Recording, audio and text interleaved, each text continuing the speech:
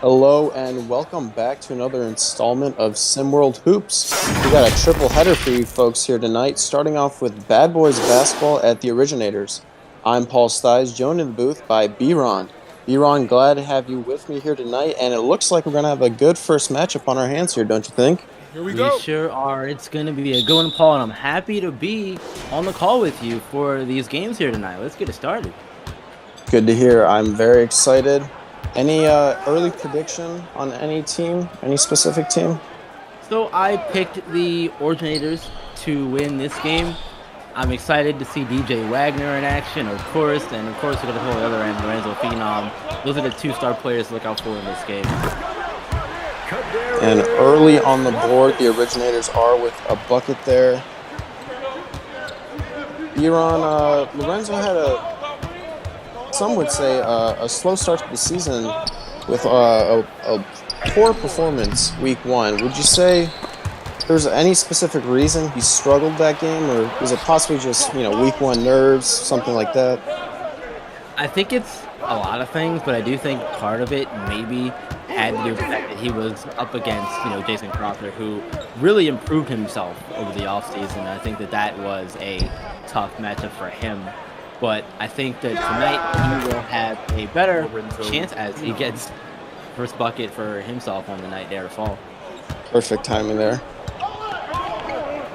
We got a tie ball game now, 2-2. Originators last night got the win against the North as they got a bucket there from the man himself, DJ Wagner. Both guards had a strong performance. Wagner finished with a total of 17 points, while Loftus finished with 22, both combining for 8 total threes from beyond the arc. Any specific things you would tell Coach Munch Williams of Bad Boys in order to stop him as 3 falls for Bad Boys basketball, B-Ron? I would say good luck because, it's tough to stop one of them, especially DJ Wagner. So, but stopping both of them, that's a whole other challenge in itself. Slowing them down, even, because we talk about stopping someone, slowing them down. What does that mean? When you look at somebody like Malik Drayton from the Heartland Zombie Stars the other night, who got held to no points, that's what I would consider stopping someone, nullifying their impact on the game in terms of not scoring the ball. There are other ways they can get involved, obviously, but if you don't let them score, that's what I would consider stopping them completely out of the game. Yeah. Well said, B-Ron. Could not agree more. Foul there on Tyrone Snyder of the Originators, and at the line we got Lorenzo Phenom here. First one falls. 5 minutes and 40 seconds left here in the first quarter.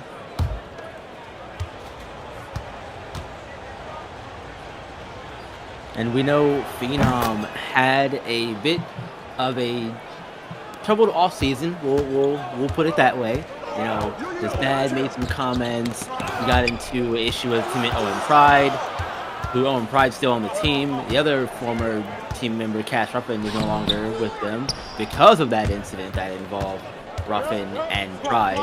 And Phenom has been trying to just get himself back center, I guess, with everything going on around him, and focus on playing basketball with the new season here. That's right, B-Ron. As a big man, you got a lot of eyes on you, right? Primary ball handler, top player in the country to say the least. So that definitely gets some more eyes on you, and it's tough to see someone struggle, but for a player like Phenom, I think he's going to bounce back tonight. Shown already, has the 3 falls for DJ Wagner. Lost my train of thought there, sorry, but all right, man. You mesmerized me there. Mesmerizing shot. DJ Wagner is a phenomenal athlete. His reason ranked number 1 in SimWorld Hoops as a player. Amazing athlete, and he's going to be the engine that runs this team. 3 does not fall for Bad Boys basketball. On the break here, we got DJ Wagner. upon Lorenzo Phenom. Bit of a mismatch. He does not fall, though.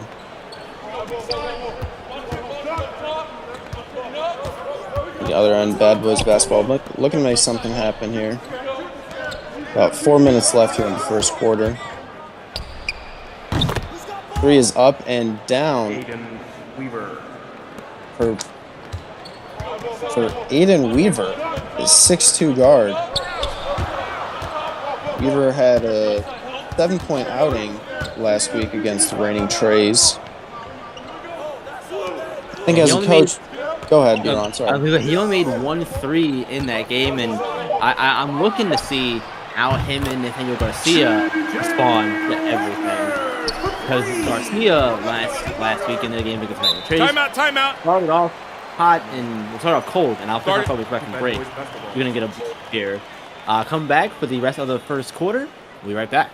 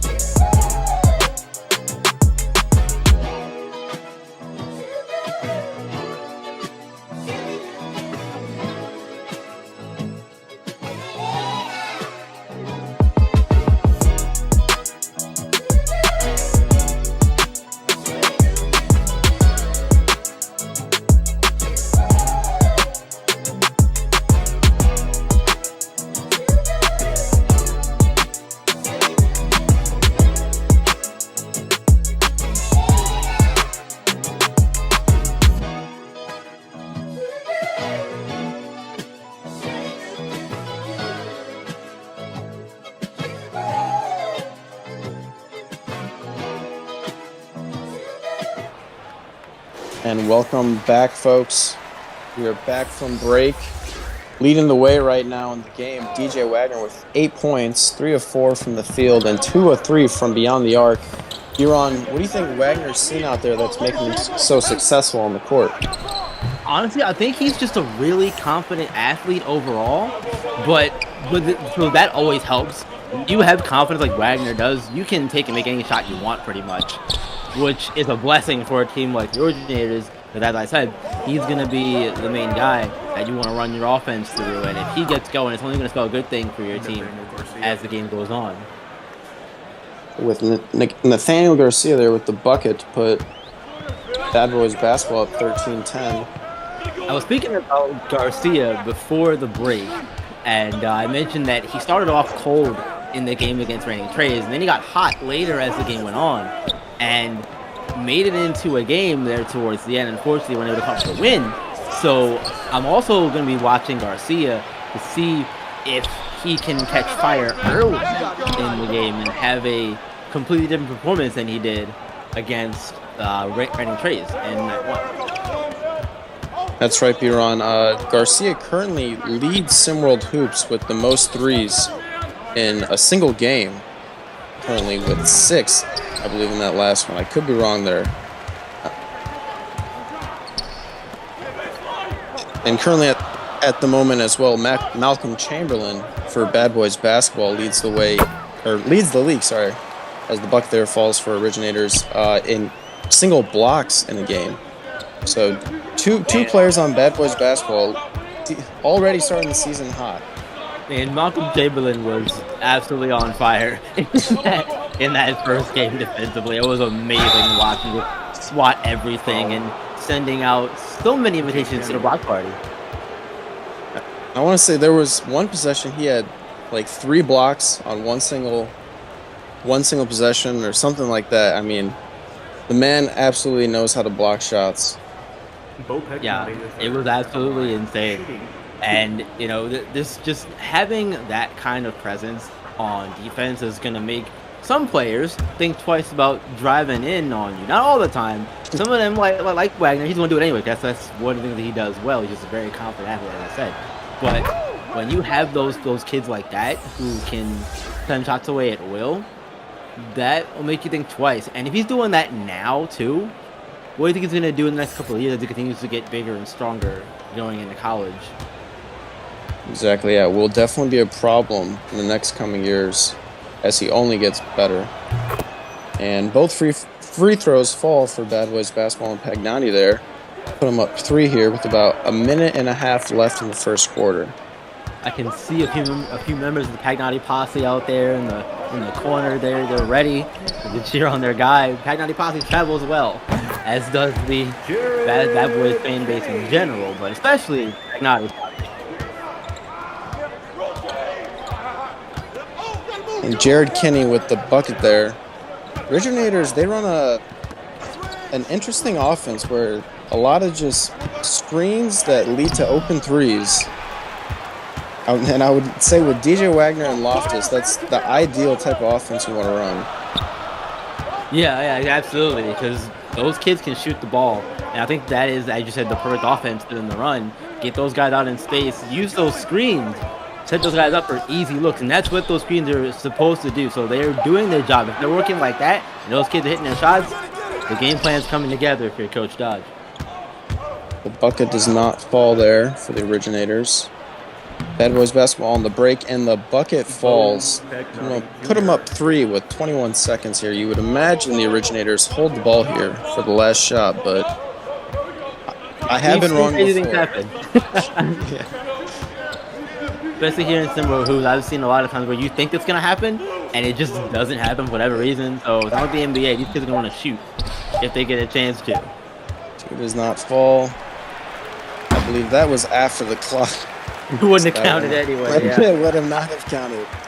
At the end of the first quarter, Bad Boys up 17-14. We'll be right back, folks.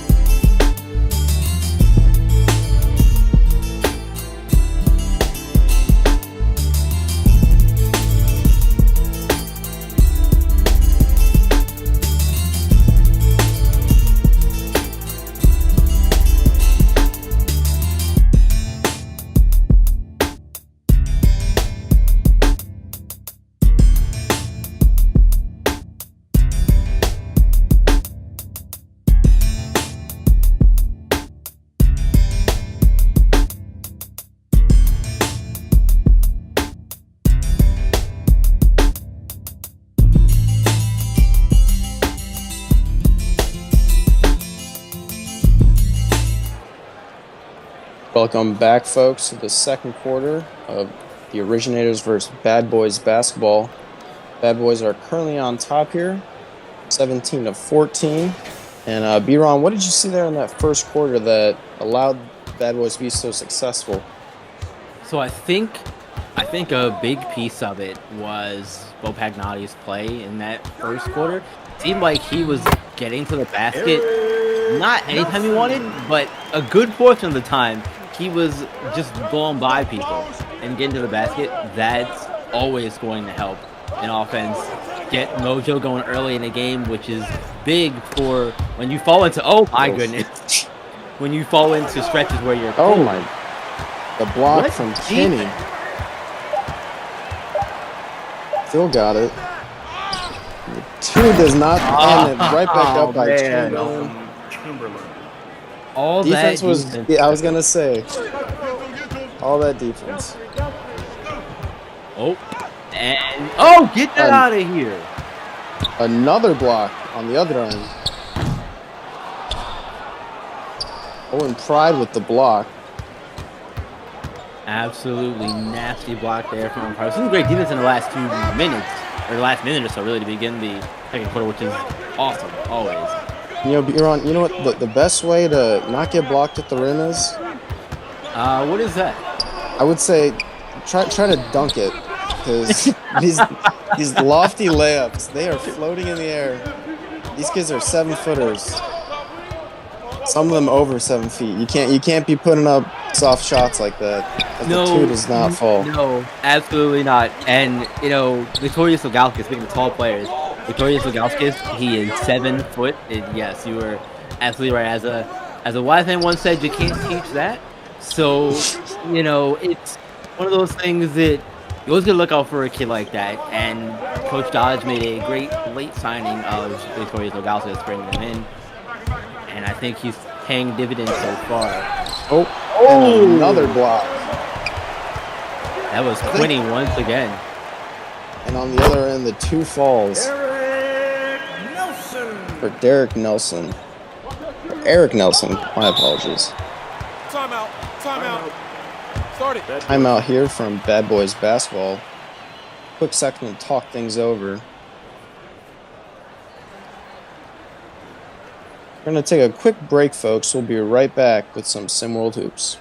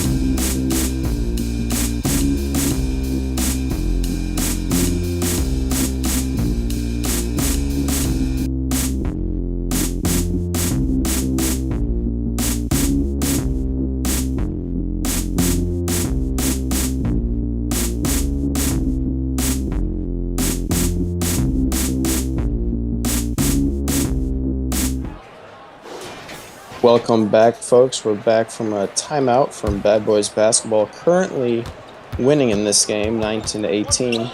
And Biron, one key storyline currently in the game is Bo Pagnotti 1 for 8 from the field. Not a great start to this game. What do you think is causing Pagnotti to struggle as Phenom puts in the bucket there? And you know, it's very funny because now I look dumb because I spoke it up and I said he was playing really well, and I thought he was. Maybe I was fooled by what I was seeing on the court, which, you know, it happens, not a big deal. But you know, I think that a lot of it is just the defense that we've seen from the Originators so far, especially in this quarter anyway. You know, they came out and blocked shots and really clamped down on defense here to begin the quarter. So that, at least for now, is the reason why Pagnotti is struggling. Agree there, B-Ron. I think part of the reason too, I mean, they're only down, or they're winning the game, what am I saying? Someone's got to miss shots on the team, you know, and I think it could could be one of those cases, you know. As long as they're winning, they're close in this game. Someone's got to take the misses, you know, and as unfortunate as that's Pagnotti right now, it seems like. Yeah, and you know, it also too, as long as he's not, you know, shooting them into a slump. If you're just jacking up shots, that's a problem in itself. But like I said, if you're hanging around in the game and you're the one missing shots, you know, you're not taking bad shots, that's okay. They're just missing. Like, oh, that happens.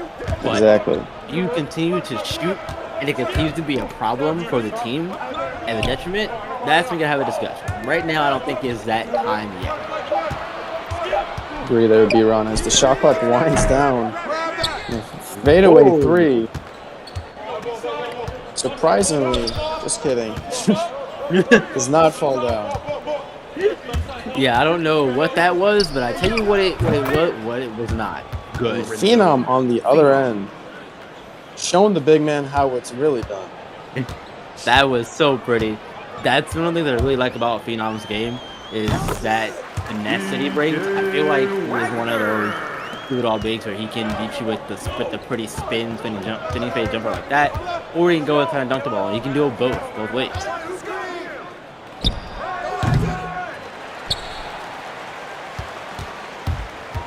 And Ronnie James definitely looking to make an impact. My apologies. Yeah, B-Ron, you want to take this one? Yeah, I got you. So, last night, Ronnie James went off against the Bay Area Breakers, scoring 34 points. And the question for Wagner, we know that he is the top player in Simba Hoops. Bronny is definitely the biggest name. But with those two, with the dichotomy there, Wagner, I think, is definitely going to be looking to put on a show here in the home opener for the fans and for the whole league and say, Bronny may be who he is because of his dad and all that stuff, and he may be the bigger name, but I am the best player far and away. A crazy pass there from the Originators. Gauskas puts it up for two. We got a tie game here as the Bad Boys basketball take a timeout. 2 minutes left here in the second quarter. And B-Ron, you mentioned it before, Gauskas, 7 feet tall, but not to body shame anyone, 271 pounds at 16 years old. Any kids like that you knew in your high school? Absolutely not. And not by knowing him personally or anything, but I don't recall seeing a kid one that big height wise and two that large. But again, not to body shame anybody. Obviously, that's not my exactly. place. Yeah. I'm small.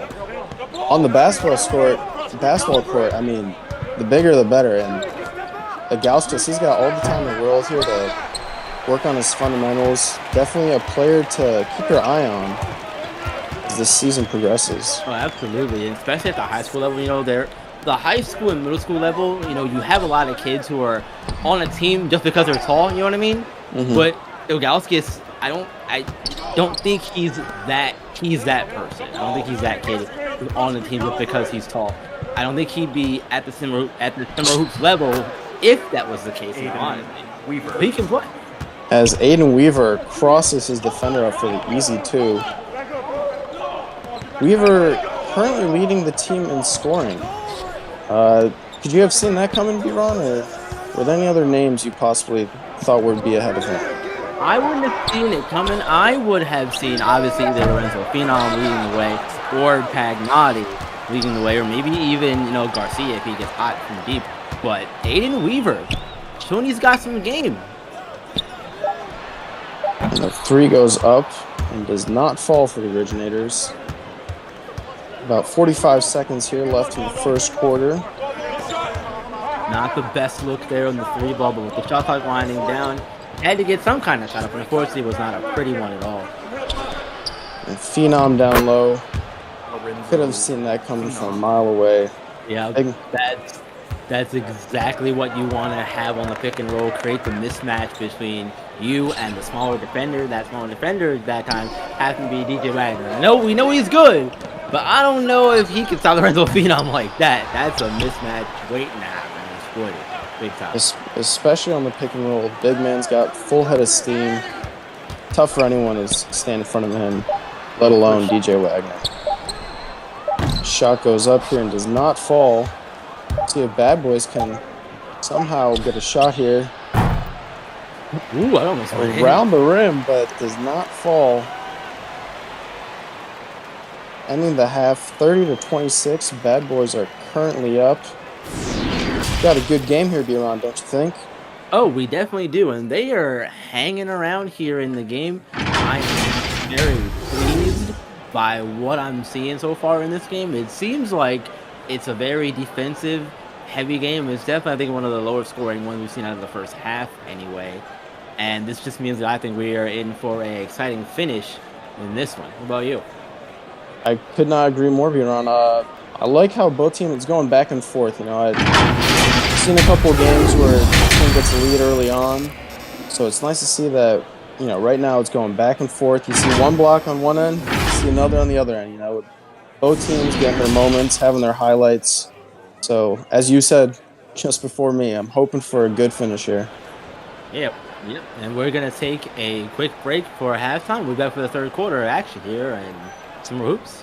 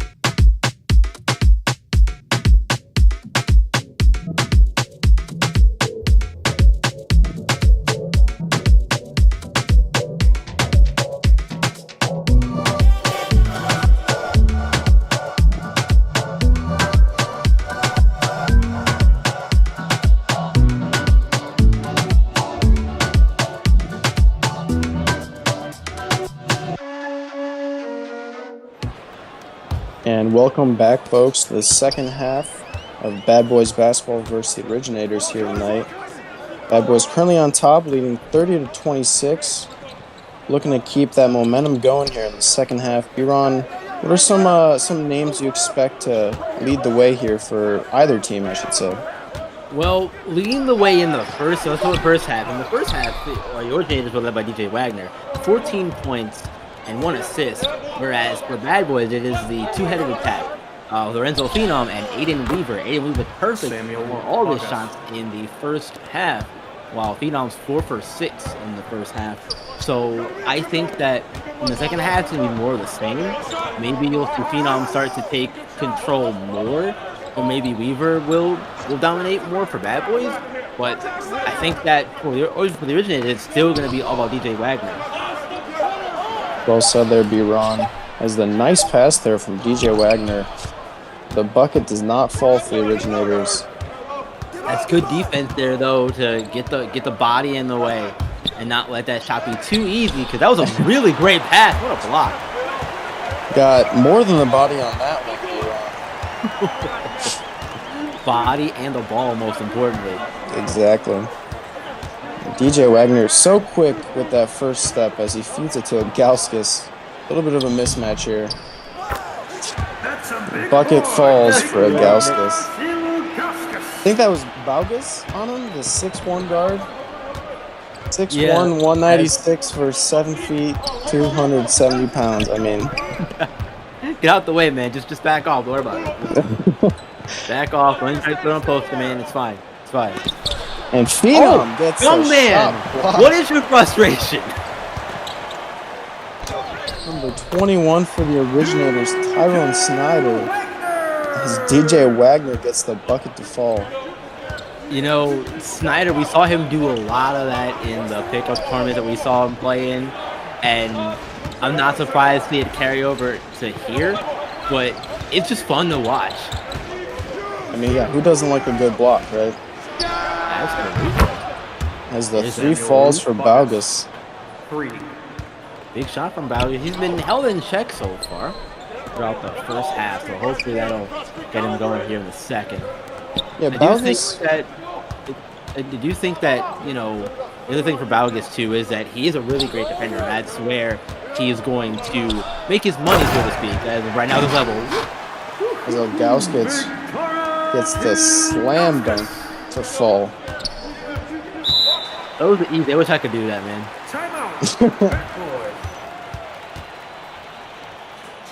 We are going to step aside for a minute, come back for more of the third quarter here at the compound.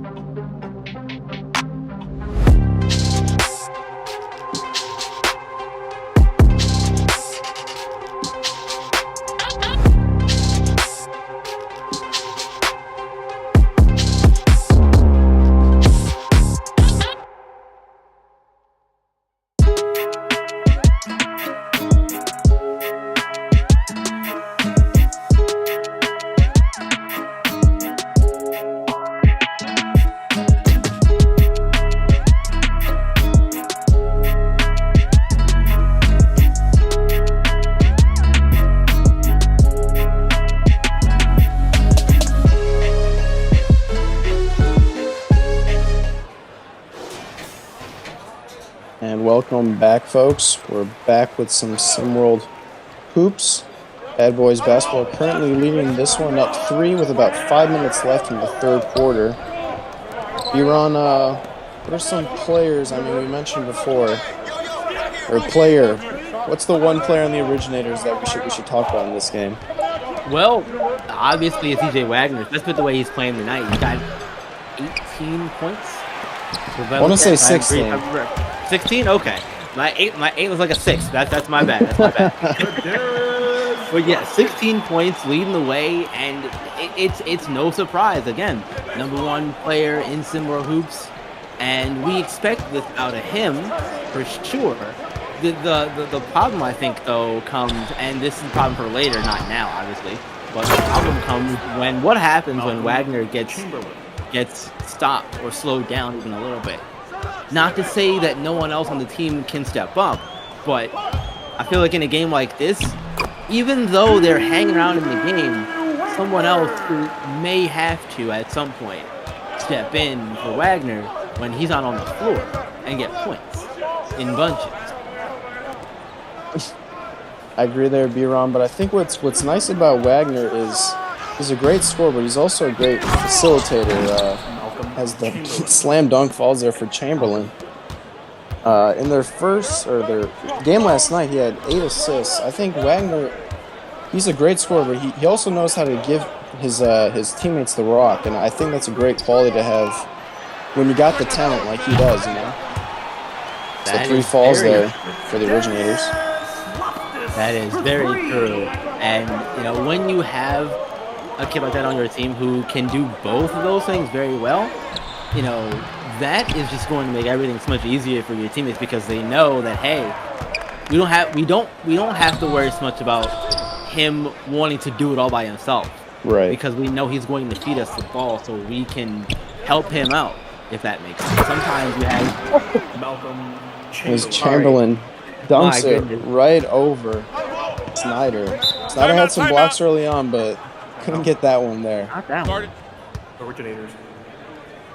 We got a quick timeout here, so we're going to go to break. We'll be right back, folks.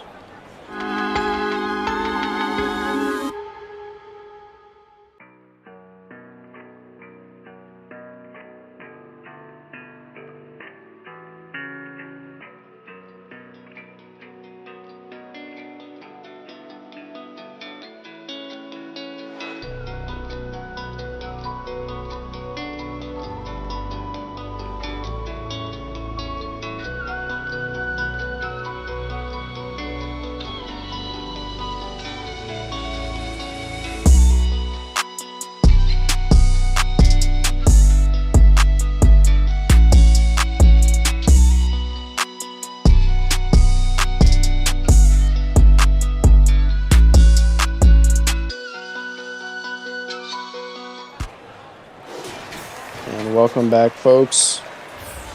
We're back with some action. Bad Boys currently up in this one, up by 2. With about 3 minutes left in the third quarter.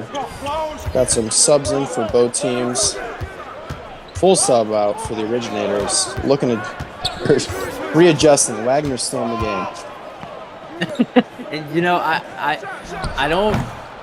I'm not surprised he's still in the game, but I feel like he's gonna need to arrest at some point. But I guess that's what the quarter break is for, huh?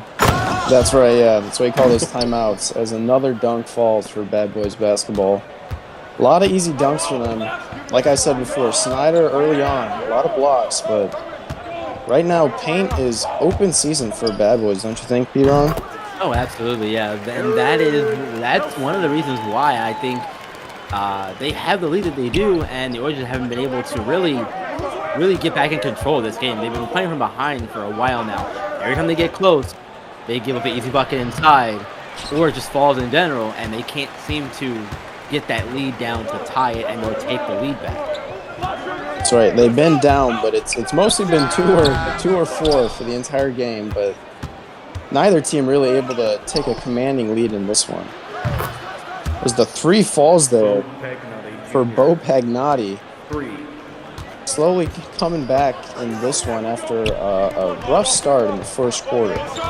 Yeah, that's not the start he wanted to have. It seems like he's found some sort of rhythm, mojo, whatever you want to call it, here in the third, and that is not the good mojo.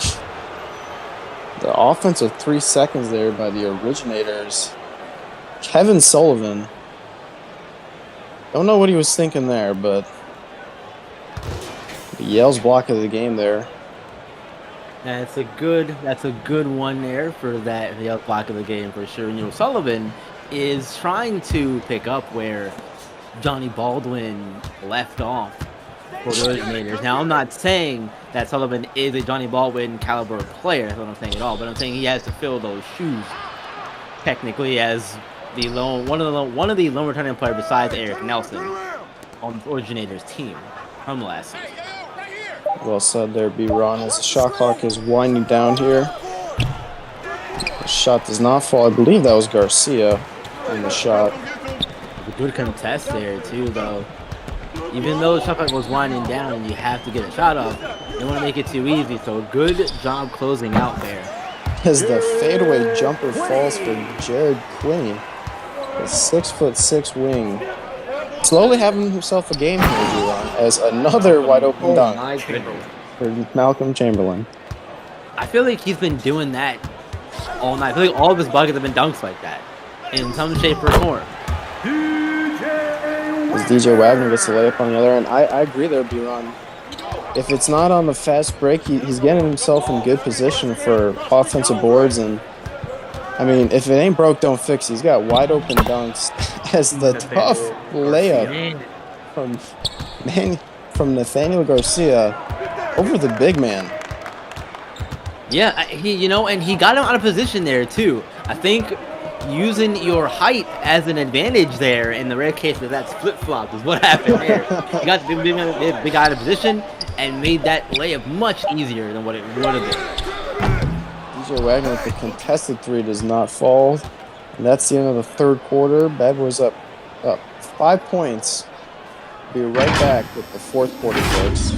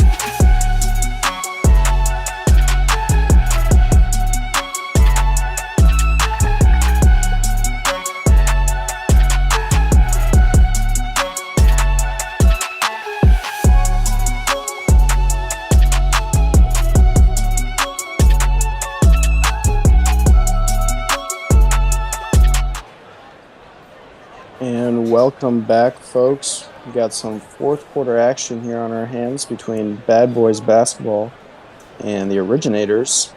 Bad Boys currently at 5 points here in this one.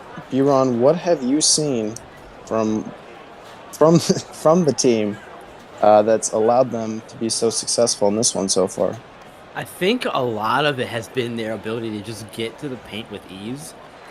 And whether that's been coming off screens or anything like that, just getting to they're having a really great time, an easy time getting to the basket. That's been the biggest reason why they have the lead they do. They've been able to hold it for this long for that reason too, because like I said earlier, every time the Originators cut this lead down to 2 points, 4 points, they give it back and extend it to 6 or 5 in this case to begin the fourth. That's right there, B-Ron. And Lenny Williams there on the bucket. The Originators closer in this one. Reminder to everyone out there that the post-up is after tonight's game. And following, we have Lakeshore Drive versus Rocky Mountain Monsters. That should be a good one, shouldn't it, B-Ron? Definitely going to be a good game. I'm very excited to see Lakeshore Drive in their facility for the first time in person, I should say, for that matter. So we saw Rocky Mountain earlier in the week, or last week, and they're a good team. I haven't seen Lakeshore Drive play in person yet, so I'm excited to see that for that reason alone. That makes two of us, B-Ron. DJ Wagner here. Been the offense for the team for the most part, as I think that was a lot, but bucket falls there. Exactly. Right out of the third quarter.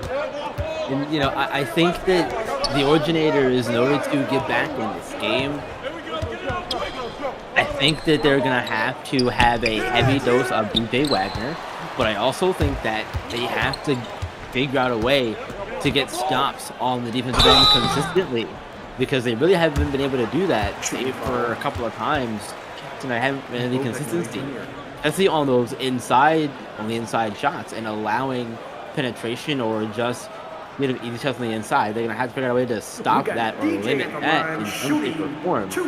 Then to have any success in one, cutting the lead down, and 2, taking it back.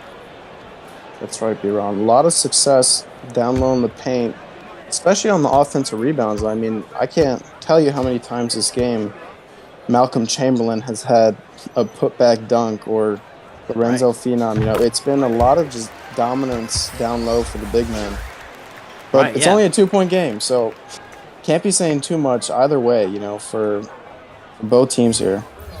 Yeah, exactly. You can hang around all day, but at some point you got to make a move.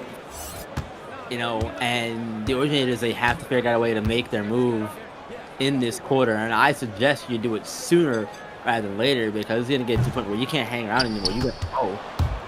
The second free throw does not fall for Wagner. Surprising miss there. Not what you need at this point of the game. Absolutely not. And, Wagner, to this point in the season, to this point, coming into the game anyway, he didn't shoot any free throws in the first game of the season for the Originators. So, but I would have expected him to miss those free throws when he played. I feel like you expect someone who's as good as Wagner is he can shoot that well from the 3. You would think free throws would come a little easier, don't you think? They're free. Exactly. They're free. I had a coach tell me that, to all of us that, guys, if you make any shots, make the free throws because they're free. The big board there, number 28, Lenny Williams. We're all tied up in this one. Big 3 from Kadarius Loftus, and we saw a lot of that from him in the preseason tournaments. So he can definitely shoot. He can definitely add some range to this Originators offense, along with DJ Wagner as well. Both of those two are definitely 3-point threats on this team.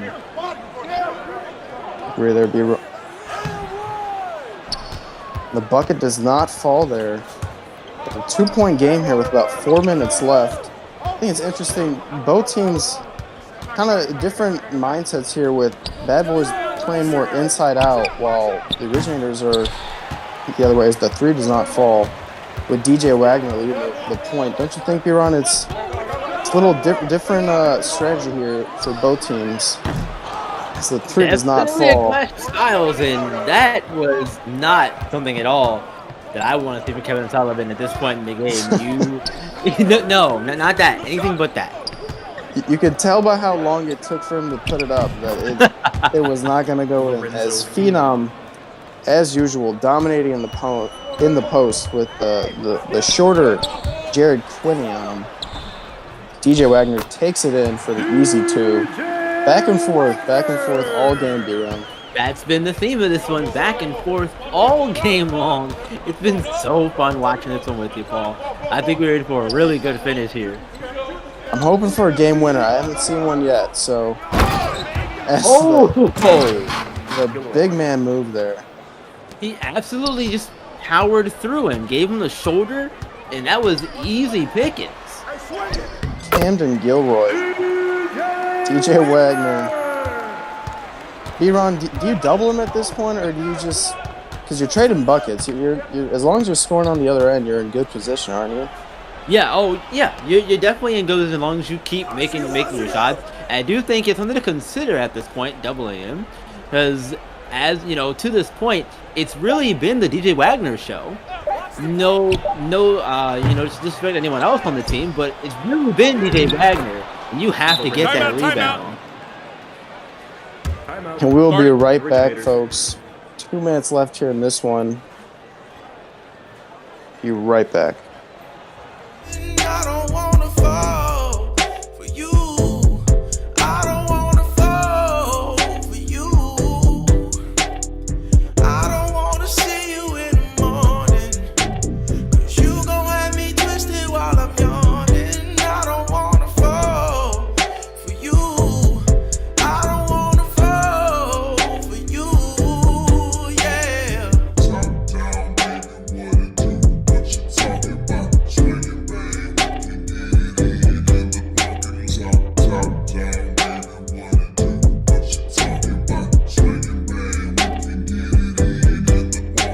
Tell me, baby, can you buy that? Treat your kids like their mom been down for day one. Baby, can you find that? Same goals, same dreams, one team. Tell me where your loyalty lie, yeah. Same place that I lie, yeah.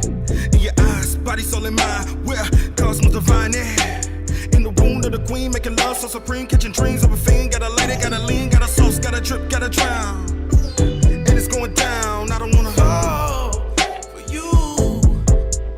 It's something I can't kick it now. I'm struggling. I don't wanna fall for you. I don't wanna fall for you.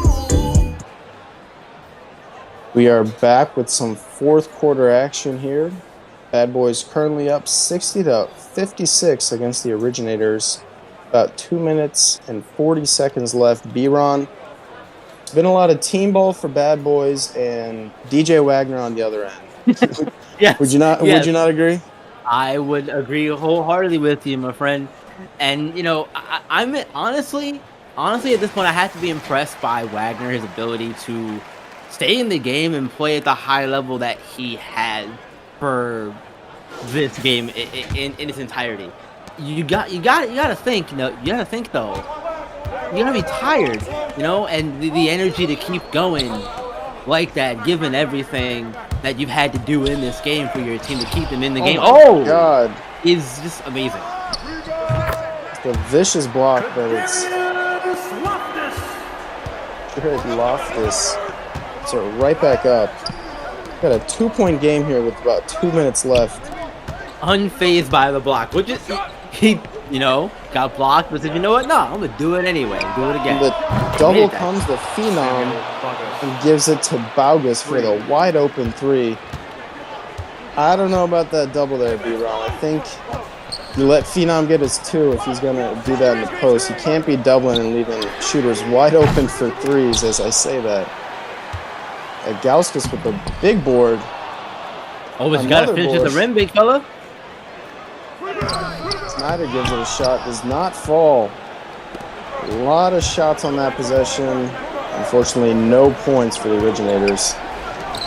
About a minute 30 left here. And if that would have went through, would have been a top 10 play of the week for sure. And Gauskas lands it down. There you go, big fella. Make up for that one with authority. You got a 3-point game here, ball.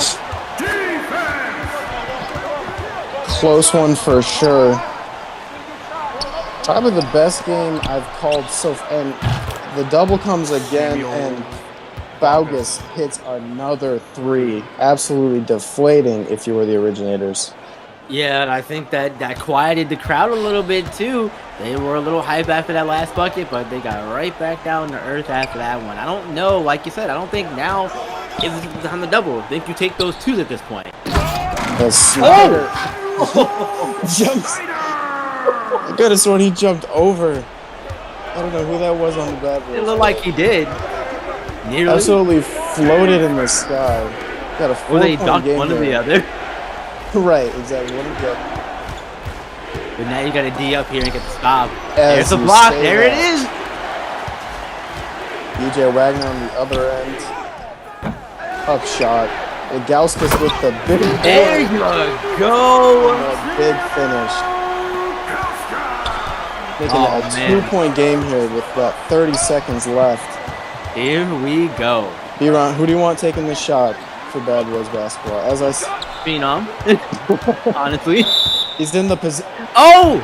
Offensive 3 What was the big man doing? Timeout. Start it. Offensive 3 seconds. Wow. Originator. Oh man, that's unfortunate. If the Originators score on this next possession, that is going to come back to bite the Bad Boys basketball. We'll be right back, folks. Make sure to stay tuned for the end of this game.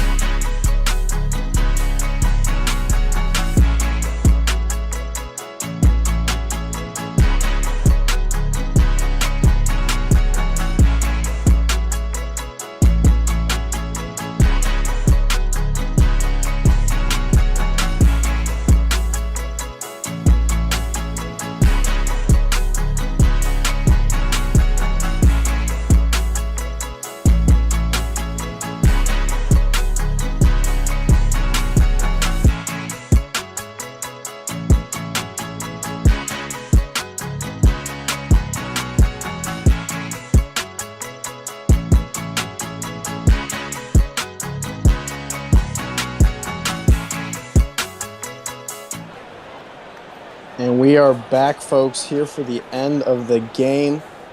2-point game after Lorenzo Phenom just took a 3-second offensive violation to give the Originators the ball.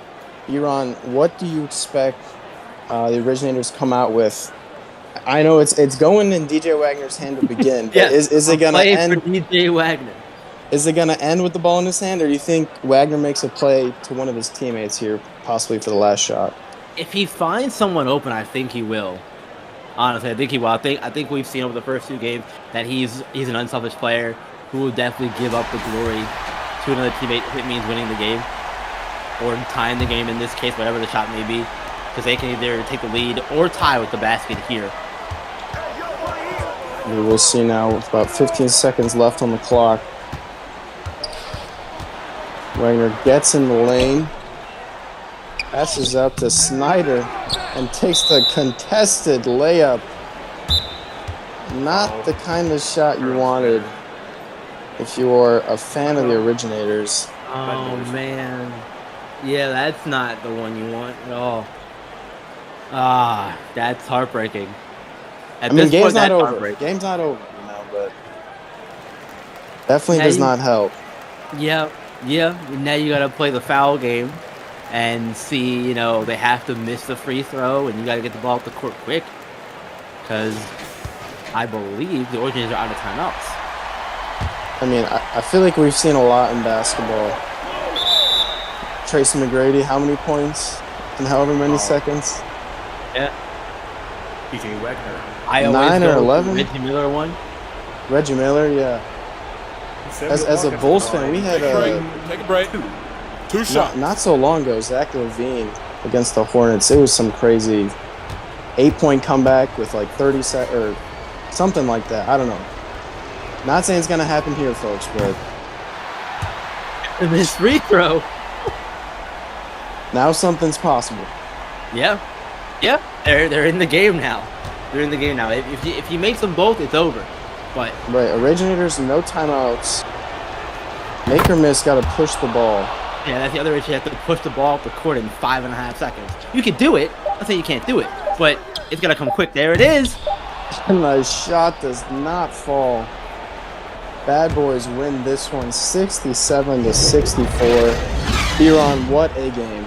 Phenomenal game. Unfortunately, not the home opener you wanted for the Originators here, but great game all around. All around, and Bad Boys basketball get their first win on the season here. Nice bounce back after last week. Make sure to tune in into our next game, Lakeshore Drive versus Rocky Mountain Monsters. And the post-up coming up next.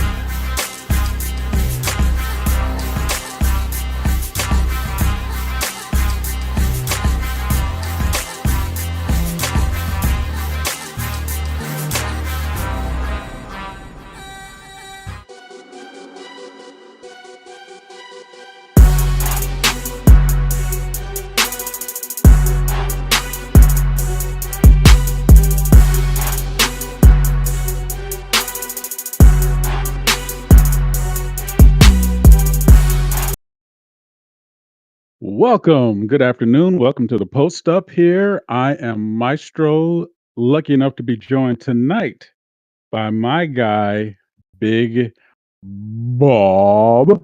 How you doing, Hey, buddy? hey, hey. I'm doing great. How are you doing tonight?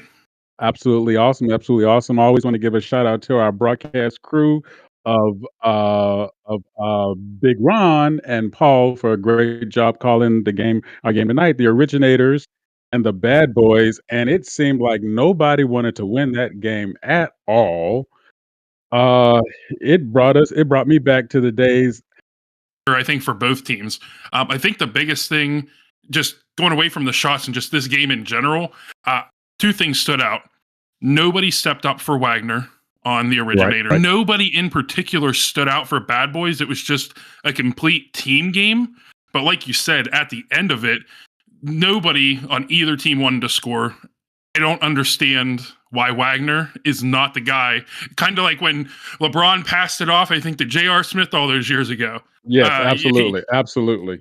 why did LeBron do that? Why did Wagner do that? It didn't make sense, and you could see some really out of character things. I think Kevin Sullivan shot a three in the Yes. fourth quarter. He can't even score close to the basket, so I don't know what he's doing shooting from 30 feet out. That's a great call. I found myself watching and thinking, okay, I'm looking for the team concept. You know me, I always look for that first, right? And you get a chance to see these cats go back and forth, back and forth, back and forth. And I'm thinking at some point, someone on the floor would have said, and I always leave this to the point guard, I guess, because I always like to put the onus on the point guard for like being the heartbeat, no matter Yeah, what. yeah, Stop, take a breath, you know, now let's get our game together. And at no point did I feel like that happened. I mean, it was intermediate. I mean, I'm sorry, intermittent at best. But yeah, overall, it was like, okay, chunk it up, go, chunk it up, go, chunk it up, go, yeah. chunk it up, go. And that is totally not like these teams at all. You're absolutely right. No, and I think it's interesting because Wagner is such. I believe it. I believe he is an elite facilitator, and I did not see him trying to get his teammates good shots, and he wasn't hitting wide open shots, which is also out of character for him. So I think Very. I do, as good as Wagner is, I believe he, because of how good he is, I think he failed the originators tonight by not making his teammates better with his decision making. Gotcha. Gotcha. I definitely can't disagree with that. It's amazing. We understand what we're looking at here. We understand that we're looking at growth in a lot of areas, not just on the floor, but between the ears for a lot of players. We also know that we're looking at the opportunity for them to develop that game that we want to see, the game that we know is there, right? Here is your chance to put all of those things into play in the best environment possible here. SimWorld Hoops is providing this opportunity, and these guys are putting it out left and right, left and right. And then you want to see that moment, and then you get that moment where you go, okay, not quite. But Yeah. somebody did finally catch the hot potato. They got burnt with it, but hey, a win's a win. You're taking no matter what, right? Yeah, I mean, at the end of the day, Bad Boys they need to be happy that they got the win here, especially in an away game. So I mean, Bad Boys can pat themselves on the back for getting a big win against I think, an overall good team. Abs- Absolutely, absolutely. Well, you know what they always say, right? You take it when you get it. Um, and speaking of taking when you get it, let's talk about something else, my man. I want to ask you something. A lot of blocks, a lot of dunks throughout our first, now going into our second week, right? Yeah. Why do you think that's happening? Why do you think that's happening? I know what I think. Why do you think it's happening? Too many people. I'm gonna go. 25% of it is. I would just say people were trying to figure themselves out. I'd say is about 25% of it. True But that. I think the majority of it is people. They want to. They know that people are going to talk about the dunk, and that's how they're going to put themselves out there. That's how they're going to get on the SimWorld Hoops top 10. Yeah. they're gonna. Well, yeah. They're gonna. Sex sells, right? You it's funny. I'm looking at I'm looking at everything you just said, and I want to tag something on top. So I'm going to ride your back like I always do because it's so much fun. So here we go. I'm looking at a lack of footwork, a lack of recognition Hmm. of when to do the exchange. I'm looking at in some cases in the defense, it's just a complete lack of awareness of ball demand, man to ball responsibility. Yeah. And guys are walking down into the paint when they're not in there for 3 seconds. No pun intended to talk about that right now. But, are walking down the paint, wide open shots is happening all the time, left and right. All right. Man, you know what? I'm going to take you back to I'm going to take you back to a trick, Big Bob. Big Bob. So one of, so like in one of my first recruiting trips as a coach, we went up to watch a showcase. Now there was no way that these kids were going to be coming to some JUCO school in New York. It just wasn't going to happen. But the school decided to give us $50 to put us on the subway to go up to the Bronx and see it happen. So we go up there. We go up there to check it out. And there was just one guy that everybody bragged about, like, man, how this guy's the best dunks, the best dunks, the best dunks, the best dunks. I mean, that's all everybody said. But the guy was such a that even the coach for the showcase didn't even want to play the guy. He Oh benched him yeah. for the start of the game. So it's like, and even his teammates like didn't want to give him. I mean, the guy was sitting on the bench by himself. Five, I was like 15 seconds left in the game. The coach puts him in. Ooh. The guy now this is on free throws. The guy dunks the ball in the wrong basket just to show off and turned around and looked at all of the coaches like, "See what I can do." And I'm like, "Dude, you really think you're gonna get an Oh offer after jeez. something like that?" But hey, sex sells, right? We want to see the dunk. You want to see, and this guy was so proud of that dunk to the point. Flash forward, as I was leaving the school, and I'd actually started coaching both the men's and the women's team. I run into him later when he's hanging with his boys, and he's talking about that dunk he did at the at the showcase game because it was so amazing. Yeah, it was so amazing. Where did you go to school again? Oh, that's right, you didn't. So it's like I hate to be mean, but you got to be smart about it sometimes, bro. You got to be smart about it sometimes. You know, but I tell you what, one thing I am seeing, one thing I do enjoy seeing with this, with the dunks, I'm seeing that the young men have a sense of leverage. They can Hmm. tell when the guy's coming. They know how to play against the leverage. Now, Yeah. sometimes they're blocking shots where somebody's just basically throwing up something that's impersonating a shot, a shot, and probably should have like felony warrants put on it because you shouldn't impersonate certain things, right? But for the most part, though, it's good to see that footwork. It's good to see those cats kind of recognize I can change the game by stealing a possession by doing what? Stopping their shot. And that's Yeah. that's that's one thing that's really good to see. Hopefully that will continue throughout the season. Yeah, for sure. And I really appreciate, so I know people always love the posters. They love the poster dunks and stuff like that. But I really appreciate the defenders that are willing to themselves in the way to do whatever they can to stop that. I kind of give them a little bit more I give them a little bit more credit than I do on the dunks because people don't want to be. I mean, you go look at the NBA All-Star game. That's all it is dunks, dunks, Yeah. dunks. Let them do whatever they Yeah. want. I want the guy that's going to jump in front of that dunk, use their body, stop you, do whatever they need to do to stop that shot. And if you get dunked on, you get dunked on. At the end of the day, though, I know that you're willing to do whatever it is for your team if you're going to step in front of that. Big Bob, you have just described my game. I would tell you from the time that I was from 5th grade to my last game in college to even a couple of tryouts, I did not feel right until I took that first charge. I got somebody to put their and even to the point where, like, my high school, even college coach would say, "Okay, it's the game now. Williams took his charge. Let's go, let's go, let's go." I loved that contact, man. And you're absolutely right. I want to see some guy like, I like my dirties, right? Give me Yeah. somebody who's going to block, who's going to give me a steal, who's going to break up a pass, who's gonna take a charge, who's gonna give me Yep. something that's not gonna be sexy, but you're giving your team a possession. That's what I want Yep. to see all day, every day. Absolutely, Uh, and I think we've seen some on the court tonight. I think Snyder, he's not a flashy name, Tyrone Snyder for the Originators, but he right. is willing to get in there. He's ready to get down there. I want to see the 7-footer Okauskas play a little bit like that too. But I think Snyder is Yeah. like he's one of those we're going to be hearing about him way beyond Absolutely. Sim World hoops. Absolutely. Look, absolutely, bro. Now I'm only 6'6". I always want to be 7 foot. That's all I'm gonna say. I always want to be a big. So we're gonna have a little fun here for a second here. Listen, I don't know who your NFL team is. Everybody knows mine is the Jets. So let's get that out the way now. Uh, Jets, Jets, Jets, that- that- Jets. man, woo-hoo, like a warm blanket. Or or a big fuzzy tongue, depending on what time of day it is. Oh, So whoa. so you tell me who is your team? Who is your team, and what are you looking for in your quarterback? And are you trying to get Lamar Jackson like everybody else is? So I'm a Minnesota Vikings fan. What Good I for am looking you. for, and I will say that I believe in Kirk Cousins as our quarterback. I believe that he is a very good quarterback, but I think there's only probably 3 or 4 teams out there that would be dumb enough to not want Lamar Jackson. And I would welcome him with open arms to the Minnesota Vikings. Trade one purple for the better purple. But You think so, man? You think so? I mean, the guy hasn't played a full season in 2 years. I mean, you really want to trust that, brother? I mean, you're right. You're right.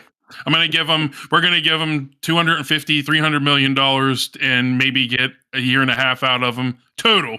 Not a year and a half straight, a year and a half total. But for me, exactly.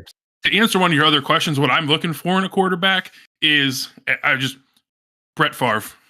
I want that quarterback who he can throw 5 interceptions and he is going to go out there every single drive as if that never happened, which is why he throws so many interceptions.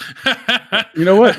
You're absolutely right. And I tell you something. When he came to the Jets, it was like a nightmare for me because it wasn't Brett Favre or Brett Favre. The problem is Brett Favre needs stuff around him for that to work. And the Jets just when he was there, the Jets didn't have that. And of course now they're talking about the Jets are talking about getting Aaron. I can't even say his last name and not Rodgers. make a yeah. I don't I'll want do to it for you. I'll do it for you. Oh god, it's like really. So this dude who lived in a hole for 4 days and came out, talking about how he found himself. You know what? Go back and look for it again. All right. I just have this nightmare of this dude becoming our quarterback, and I'm thinking to myself, what did I do to deserve that? And listen, but look, I'm going to tell you something. The same thing I said when we drafted Mark Sanchez. If that guy does anything, I'll be the first one to get a jersey, even with his name on the back, but not just the number. But 12 of me will always be Namath. That's just the way it is. And but how few teams, right? The quarterback position can make or break you, but you have to HAVE have something around you. Otherwise, you got a great quarterback playing with a sack of potatoes. You're not going to score. You're not going to keep the ball. It's going to be 3 and outs. It's going to be like what we saw happening tonight, right? Brick. Oh, score! And here's what I would say to all the Baltimore Raven fans: you deserved it. You're welcome. Yes, that felt good. Yeah, that felt good saying it. I'm sorry. I'm just going to say it that way.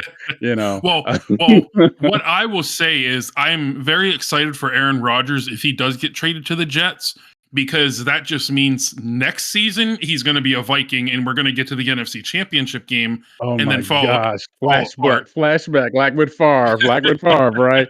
Oh,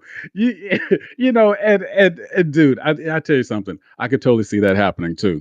I could totally see that happening too. So, want to say thank you to my big boss guy, my main dude, Big Bob, for hanging with us tonight on the Post Up. Thank you all. Thank everybody for watching and getting your posts, man. We appreciate that all the time. Shout out to our production crew, Ron Yells and Mahmoudi, always getting it done, making everything look good. And there we go. So now we're going to hand it back to the broadcast crew of the century. B. Ron, the nice guy, and Paul. Thanks for checking out the Post Up. We'll see you guys real soon. Enjoy the game coming up. Bye.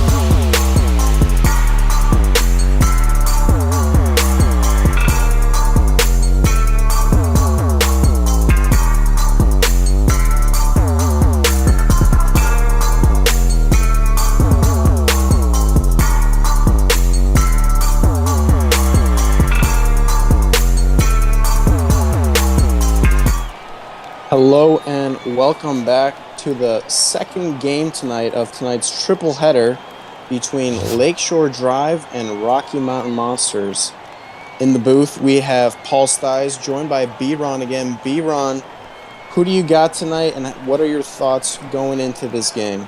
Well, so far, B-Ron is 0 for 1, but it's fine. We're going to bounce back in this one. I'm picking the home team again, Lakeshore Drive, in game 2 of our triple header tonight. Home team it is. I'm very excited to see how they play a part in this one. We saw last game how deflating it can be to lose on your home court, so excited to see what we get to see here from both teams as the tip-off is about to go off and we are underway. Monsters with the ball to begin this one. And I am very excited to, again, just finally get a chance to be in the Burgess Athletic Center for the first time. There's a lot of standing room only here. It's a very interesting environment. I'm, at least I'm not at the right house, so I don't have to worry about any of that. But it's fine. Good to be here all the same. As Justin Bell gets the bucket to fall there. Last broadcast with Rick Blaze, he was saying Justin Bell reminds him a lot of Kevin Durant on the offensive end. B-Ron, what do you think of that comparison? I think that there's some merit to it. I think there's definitely some merit to it. Bell definitely has a lot of athleticism, especially at his height too. 6'6". That's a good height for a player if you want to compare them to someone like Kevin Durant.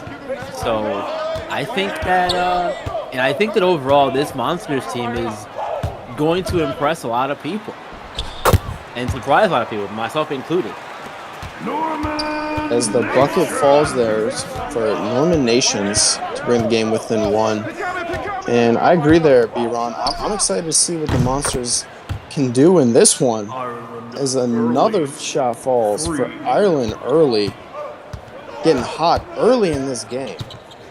Yeah, Ireland early is definitely one of the players to look out for on this Rocky Mountain Monsters team. Trying to make something happen here in the post and gets it done.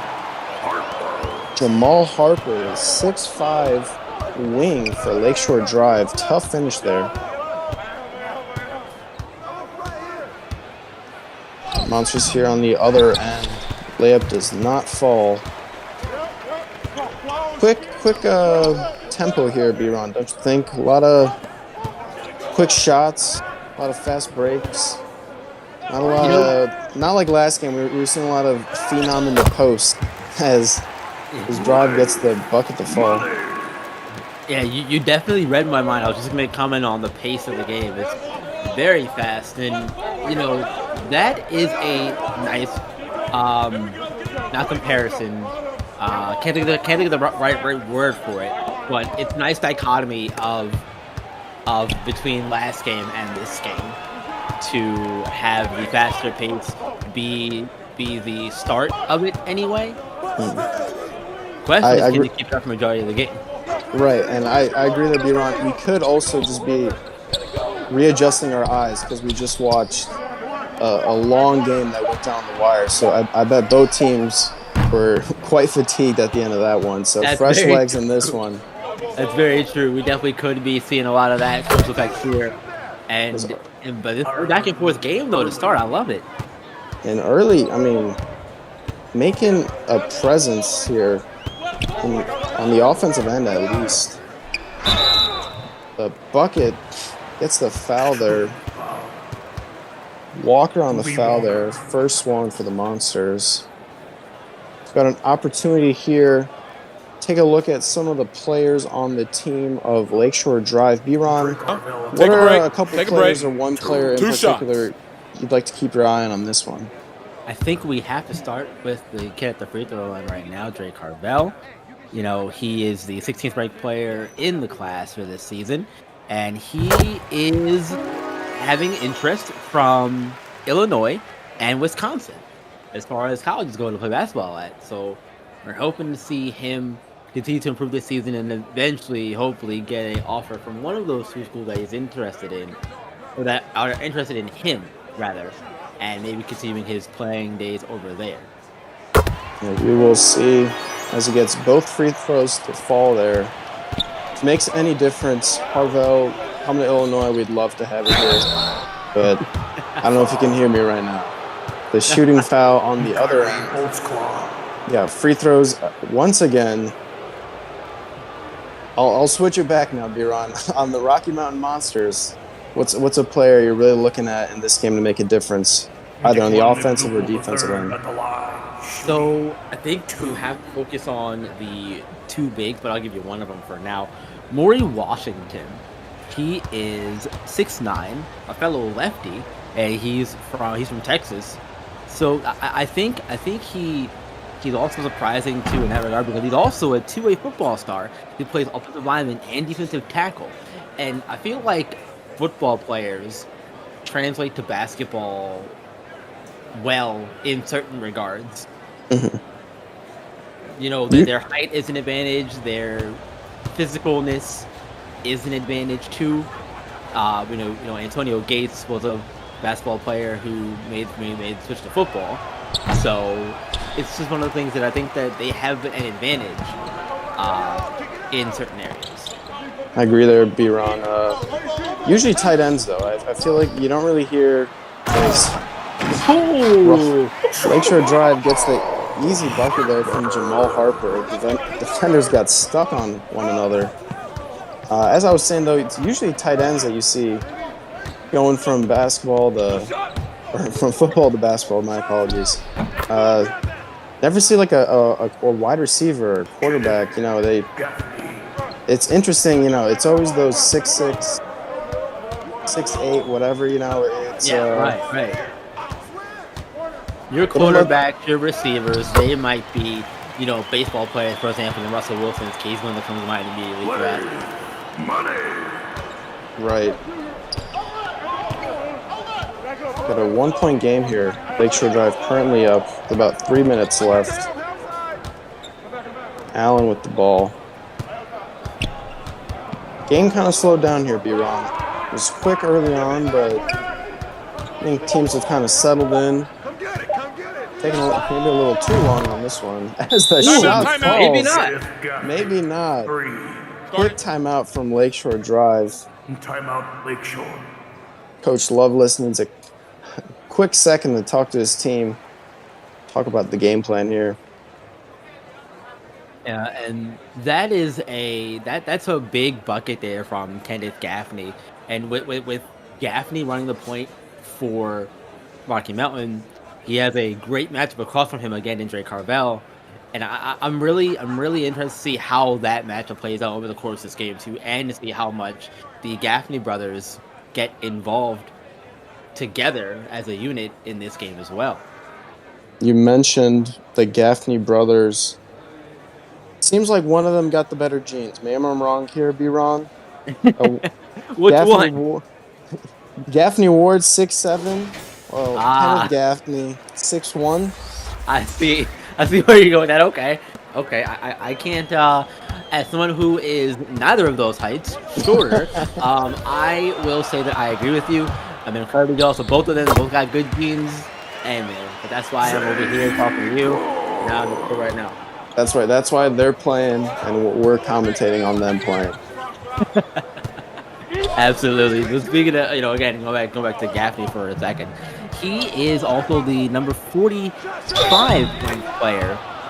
ranked player coming into the season in the class, and he's also a track star as well.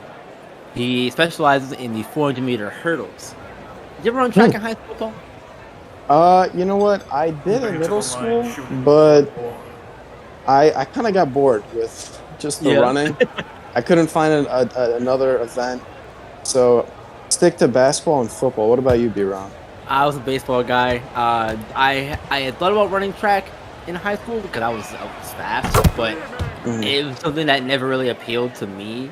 I like more of the activity and the thinking that goes along with the game of baseball. Agreed there. I usually find myself when it's cardio was a question, I'd much rather just run a quick game of basketball at the rec or something like that. Not a huge runner. Never really have been. That's also too, like, I also hated cardio. The worst days for me in high school was when it would rain and practice inside. So we spend the first like hour or so running. I don't want to run, bro. Let me do something else. Let me play catch. Anything but run. Yeah, exactly, right. I'll do anything else but run. It's fine. As coast to coast. Oh! Easy dunk there. Banks. From Lucas Banks, the 6'8" forward. Hell of a dunk there, B-Ron, don't you think? Oh, absolutely. We're going to get one right back. Okay, we got a dunk for an easy bucket. It's fine. I'm ready for the dunk, man. The finesse is a nice change of pace, you know? Yeah, absolutely, for sure. Definitely can't argue with that. You know, man, I've said it before, but this Rocky Mountain team is really, really impressive. It's how athletic they are. I don't know. Something about the early season allows you to figure a lot more about teams and that kind of thing. I mentioned it on a previous broadcast, but a lot of my predictions for this early part of the season are definitely going to be me just figuring out, you know, what teams are what they're good at, what they're bad at, that kind of stuff. So, and there's Lucas Banks again. Once again. And, you know, it's one of those things where, you know, you have to figure it out. But in general, it's just fun watching these games and getting my predictions. Whether they're right or wrong, it's all about fun for me, man. I like what you said there, too. Monsters, they got a nice roster on their hands. I definitely see Coach Robinson. That's 3 in a row. 3 in a row. For Lucas Banks. If you're the defense, guard Banks and watch him go to the rim, or at least get in front of him. As I was going to say, though, Rocky Mountain, I like how they don't really have, you know, a lot of teams, they got at least 1 7-footer, someone closer. Their tallest player is Moore Washington, 6'9", or McDougal, also 6'9". But a lot of wing and lanky players, you know, those long hands, they make a difference, especially on the defensive end, D-Ron. Yeah, and those players, too, can, you know, because As of I say their that. teams, right, yeah. Those players, too, they can definitely play at, you know, your forward and center positions because of their length, because you don't have to be the tallest guy, but I think you have to have some sort of length in your arm to help you have an advantage. Agree there, B-Ron. Early was not able to get the shot to go, and the half-court shot does not go as well. Monsters currently up in this one, 25-21 against Lakeshore Drive. We'll be right back with some second quarter action.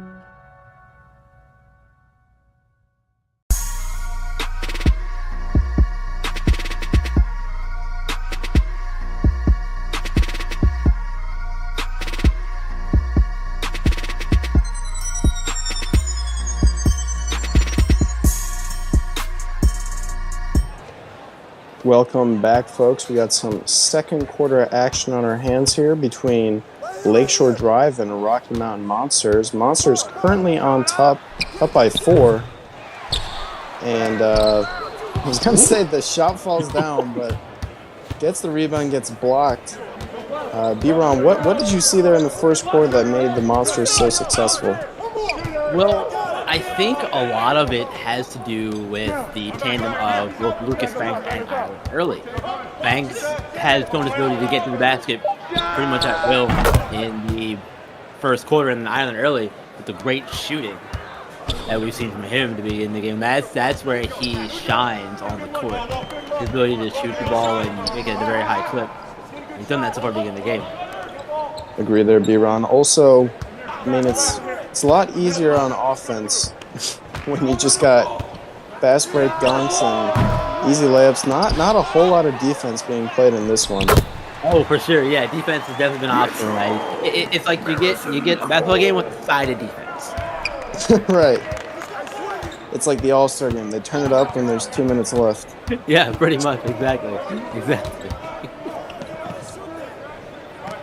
Monsters trying to make something happen here on the offensive end.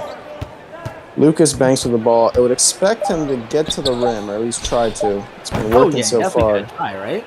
Nice assist there to number 9 for the Monsters. That's Zane Davis. Timeout. Zane Davis. 17-year-old, 6'3", 171. Guard it. A quick timeout from Lakeshore Drive here. Seems like coach needs a couple seconds to talk it over with his team. What do you think he's telling his team here, B-Ron? I think they have to just start to figure it out on defense, figure out some way to slow down this extremely athletic Rocky Mountain team.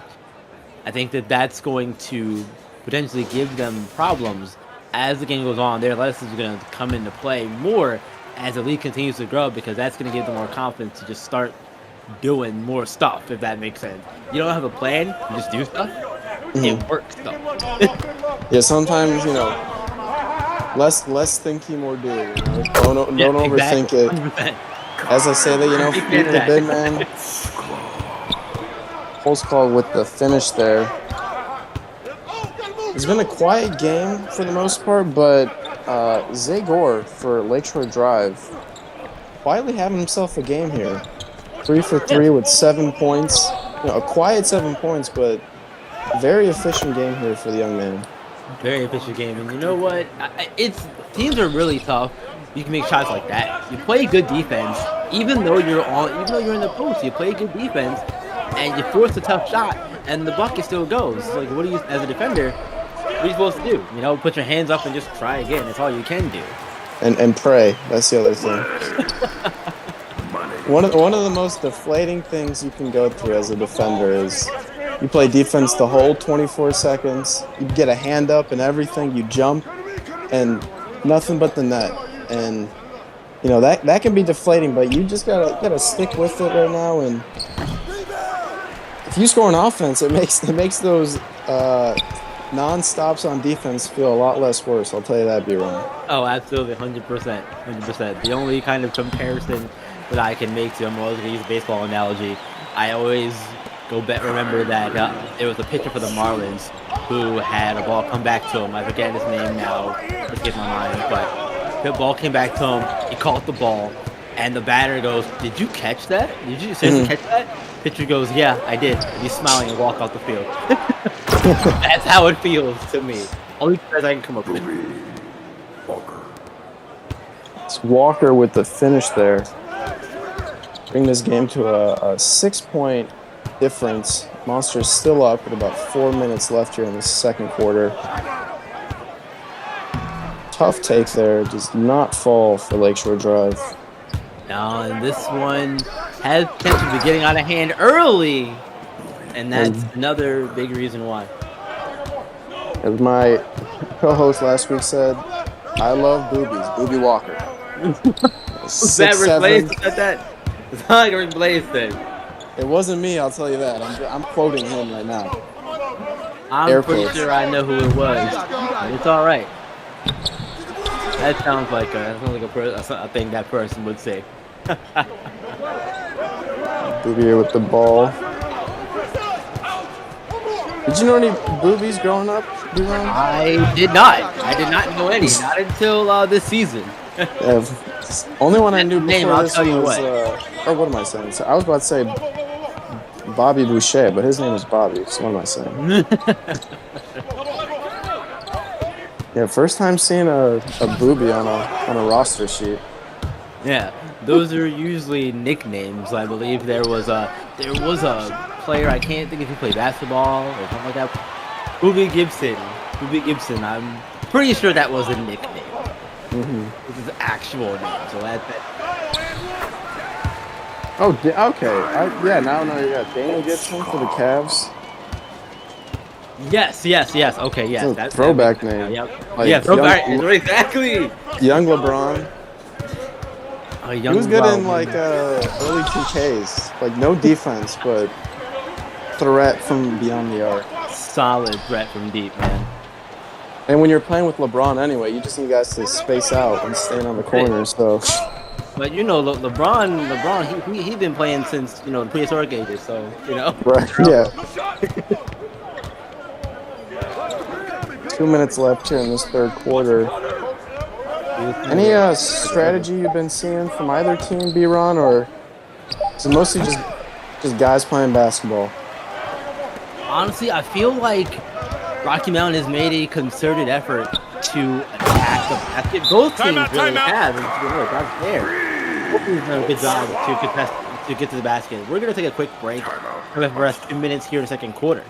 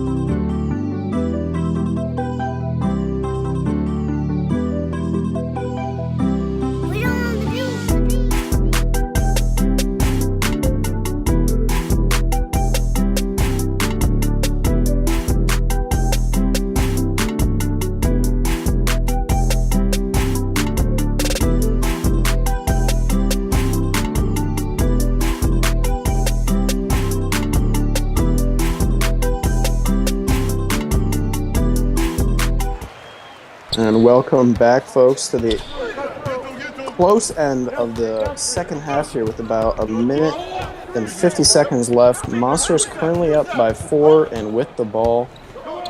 B-Ron, what are some things that have stood out to you so far in this game that stands out?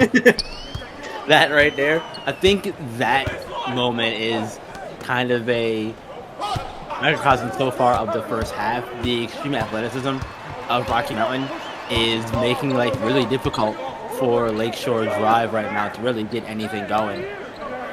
Agree there. I mean, Booby Walker on the finish there. He's been a spark plug ever since he's gotten this game.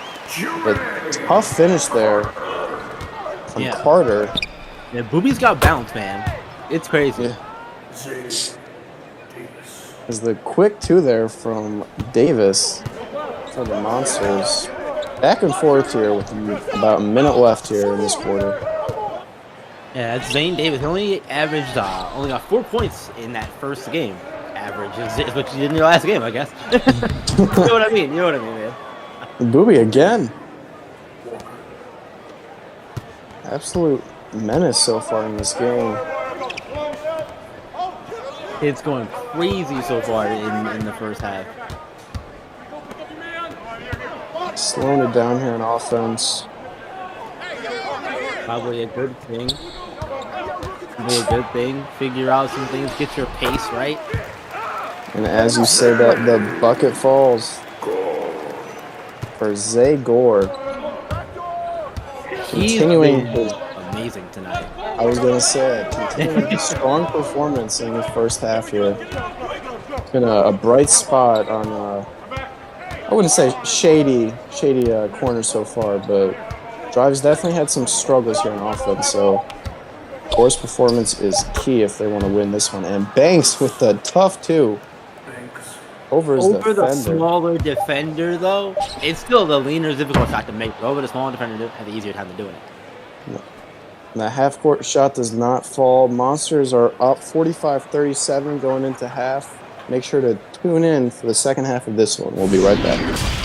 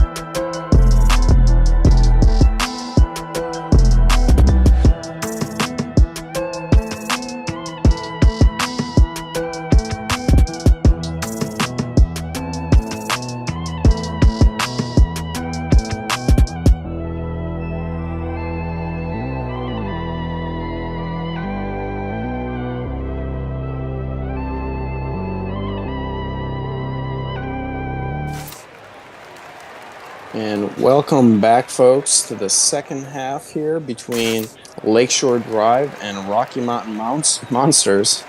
Sorry about that. Monsters are currently up 45-37 in this one. B-Ron, what have you seen either from the Monsters that's allowing them to be so successful, or from Lakeshore Drive that's keeping them from ultimately staying close in this game?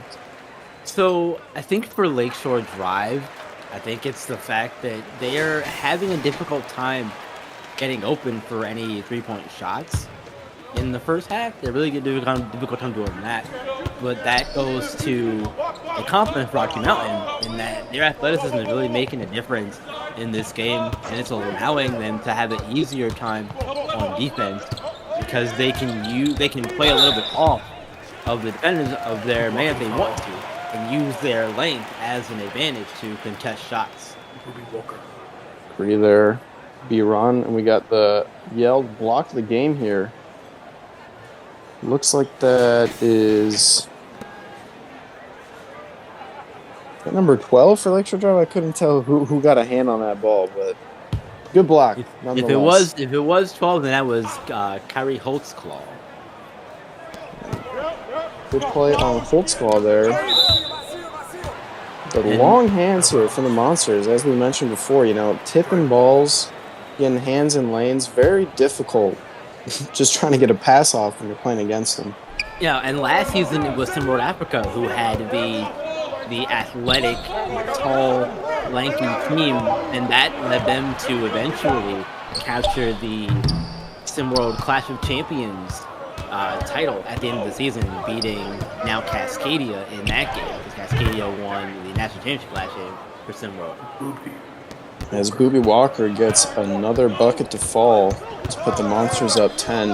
And B-Ron, length, it seems like nowadays, especially, NBA, college hoops, you got people, as the good pass there from Lakeshore Drive. Money. As I was saying, it's a positionless game, as they say. You got to be able to switch big men on smaller guys on offense, on defense, whatever it is. And it's really interesting to see how the game has been changing. Don't you agree? I definitely agree. And, especially here at the high school level, it really is, like you said, positionless. There are going to be your players who, wow! Oh. Are you kidding me? What a shot. I think that was a loose ball. I thought it was an and one. I was like, I did too. Okay. What was the point for fouling? The loose ball foul there on McDougal. Don't know what he was thinking, but I missed that entirely. Out of bounds going the Monsters' way. Once again, the hands on defense is causing a problem for these Lakeshore Drive guards. Don't you think, B-Ron? Oh, it absolutely is. And, that is always going to cause problems for you as an offense. It makes it more difficult for you to get into any kind of rhythm when you're constantly having hands in your face or hands in a passing lane or, someone bumping you when you don't expect them to, that kind of stuff. Every little thing kind of throws you off automatically. And a much-needed bucket there from Drake Harvell. It's looking like the Monsters might go on a run there. Still could, but the 2 points helps. Yeah, it would definitely help to at least stop the bleeding from a potential run. They just have to continue to keep at it. And McDougal inside positioning, just too easy for the big man. Yeah, when you get that inside position like that, like you said, Paul, it's extremely easy to get the bucket like that. And that's one of the things that you want to see as you continue to get older in age, and that's what coaches are looking for at the college level. Who can do the little things like get into a good position like that, for example. The three does not fall for Lakeshore Drive. McDougal, he's got an interesting frame, don't you think? B-Ron's 6'9", 191 pounds. Not a lot of meat on those bones for how tall he is. No, absolutely not. And that's one of the things that I think, what a shot. I think that weight, or I don't want to say lack of weight, but it helps. For lack of a better word. Much needed timeout here from Lakeshore Drive. We're going to take a quick break, folks. We'll be right back with SimWorld Hoops.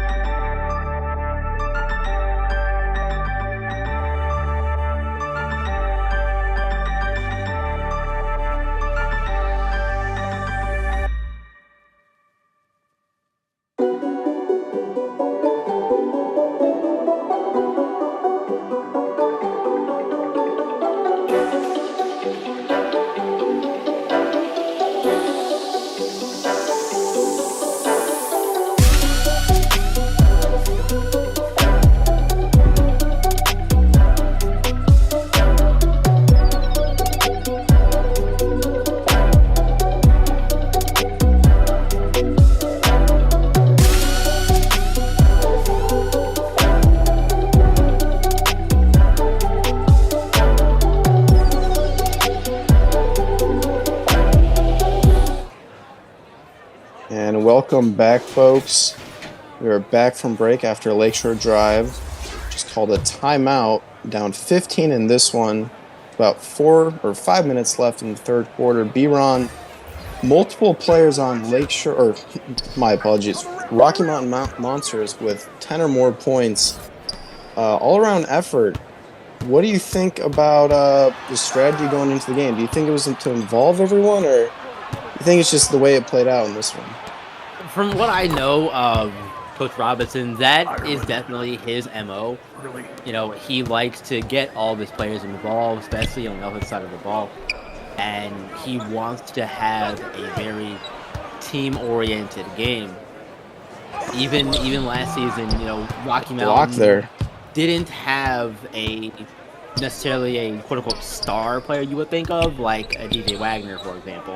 Mm-hmm. But they have a very well-rounded team who can make something happen, and we're seeing it here tonight against Lakeshore Drive.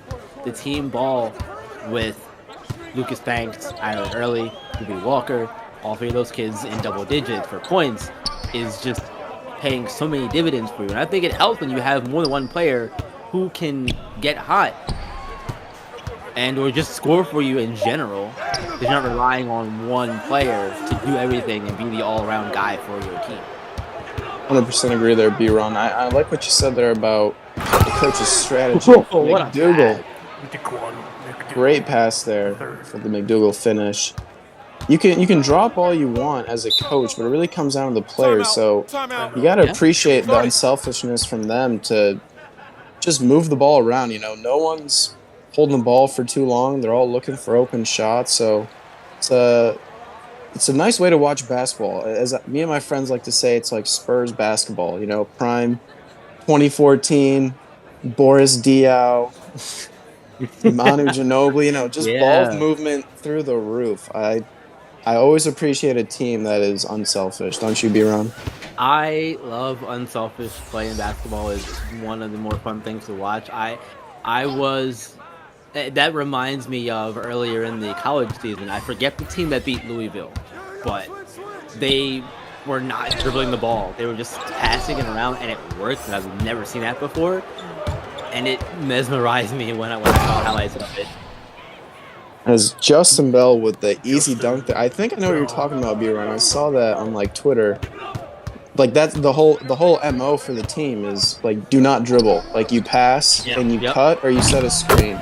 And it's like you do one or two things. The big three there for Lakeshore Drive. They needed that. They're falling behind, down 20 points now. Yikes. Yeah, much different change of pace here between our first game and second game with Bad Boys Basketball and Originators. Back and forth. Game was within 4 almost the entire game. And this one slowly become a blowout. I don't want to say it's over. You know, there's still time in this game, but looking like Rocky Mountain is going to pull away. Yeah, it's definitely looking like they're going to pull away. I'm not ready to give Katie a call yet for Rick Blazer thing. If Blazer here, he might say to get it ready. But I'm not ready to do it just yet. I like you, Paul. Optimistic like me. I appreciate that. Let's have some optimists in the booth with me. The bucket does not fall, but Maury Washington. Yeah. The rim fell all 254 pounds of that one. Yeah, I'll tell you what, though. I think, you know, whenever they hit 70, look, man, it's going to be tough. I have no words. I would say they'll hit it soon, but, you know, when they hit 70, it'll be really tough for them to get back into that kind of ground. Washington with the block there. 2 seconds left on the shot clock here. I agree there, B-Ron. I mean, at this point, 8-minute quarters, down 22. I mean, you really got to hope. And as we mentioned before, Lakeshore Drive, they don't shoot the 3-ball like that. So it's tough to come back when you're taking twos. You know, you're just trading twos. You got to cut the difference a little bit. Yeah, right, exactly. You have to get, you know, 6-9 points in 3 possessions versus those same 6 or 9 points in, say, 4 possessions, 4 or 5 possessions. You have to make up the difference somehow. And the fastest way to do it is to shoot the ball from the spot of the court that gives you the most points. I know that's just simple numbers of how that works, but it's not that easy when you put it that way. It's economics. That's what it is. As the bucket falls for Lakeshore Drive. To be fair, I'm also not a number kind of a talky kind of guy. I mean, you can take threes, or I mean, Lakeshore. They have been able to get to the hoop. Somehow, if you're able to draw some contact, get that and one opportunity. As the three does not fall, but what a move there from Justin Bell. What do you think about that, Biron? Create space. I like this. I like the idea. Step back, create space. Unfortunately, didn't fall, but we've seen the rise of the step back over the last 2 years in basketball. So, good to know that we're not. It's not going away anytime soon. We're in good hands for the future. That's for sure. Oh my God! What a move! Are you serious? The spin from Banks and the finish. A hell of a way to end the third quarter with the Monsters up 70-50 in this one. We'll be right back, folks, with the fourth quarter. Make sure to stay tuned.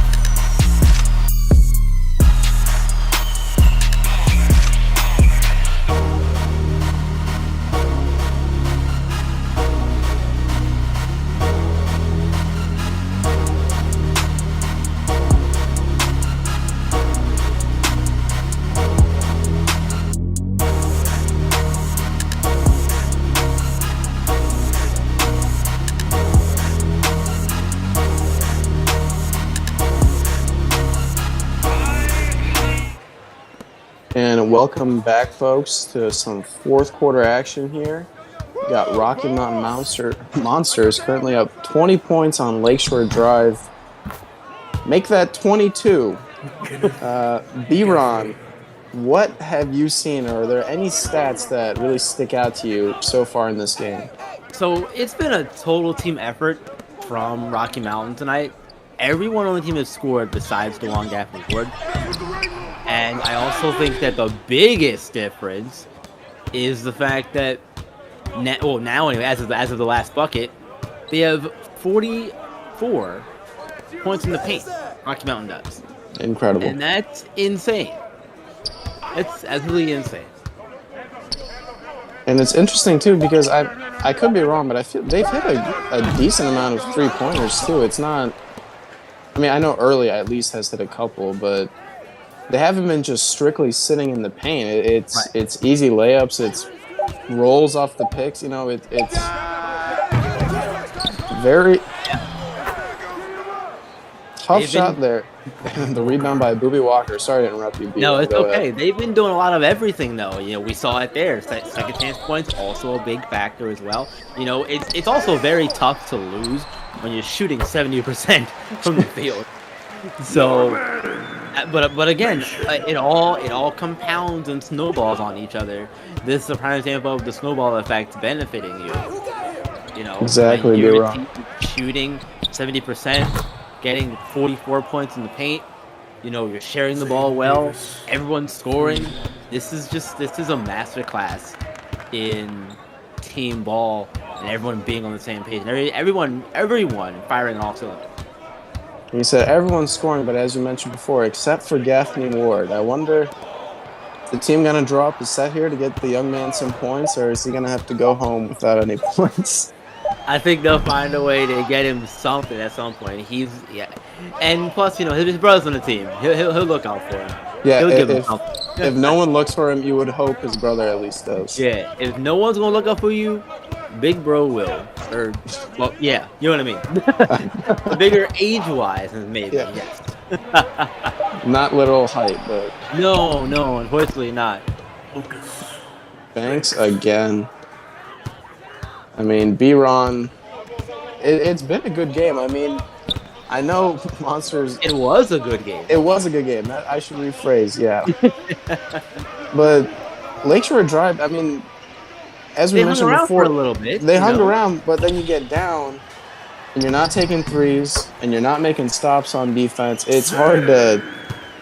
You need a miracle, and it's hard to even start when you just keep letting the other team score on defense. And now we see the double... And it's resulting in open threes. I mean, Zane Davis. Too little, too late. Unfortunate for Lakeshore Drive, but this game got out of hand quickly, don't you think, B-Ron? It started to get out of hand towards the end of the first half, even, I think. Oh my! Oh man! That's Banks's second clip, I would say, of him just blowing by his defender. After the behind the back move too, you know, I was always jealous of those people who could do all those moves with the handles and whatnot. I never had that. I was very left hand dominant. I really only had my left hand. So, you know, I wasn't funny doing all the crazy dribbles and whatnot. So whenever I see that kind of stuff, I'm just like blown away by it because it's like, how? I can never do it. Am I jealous? A little bit. Yeah, as if the 6'8" height isn't enough for Banks. And oh my goodness! Alley-oop to Booby Walker. First time I have ever seen a booby fly.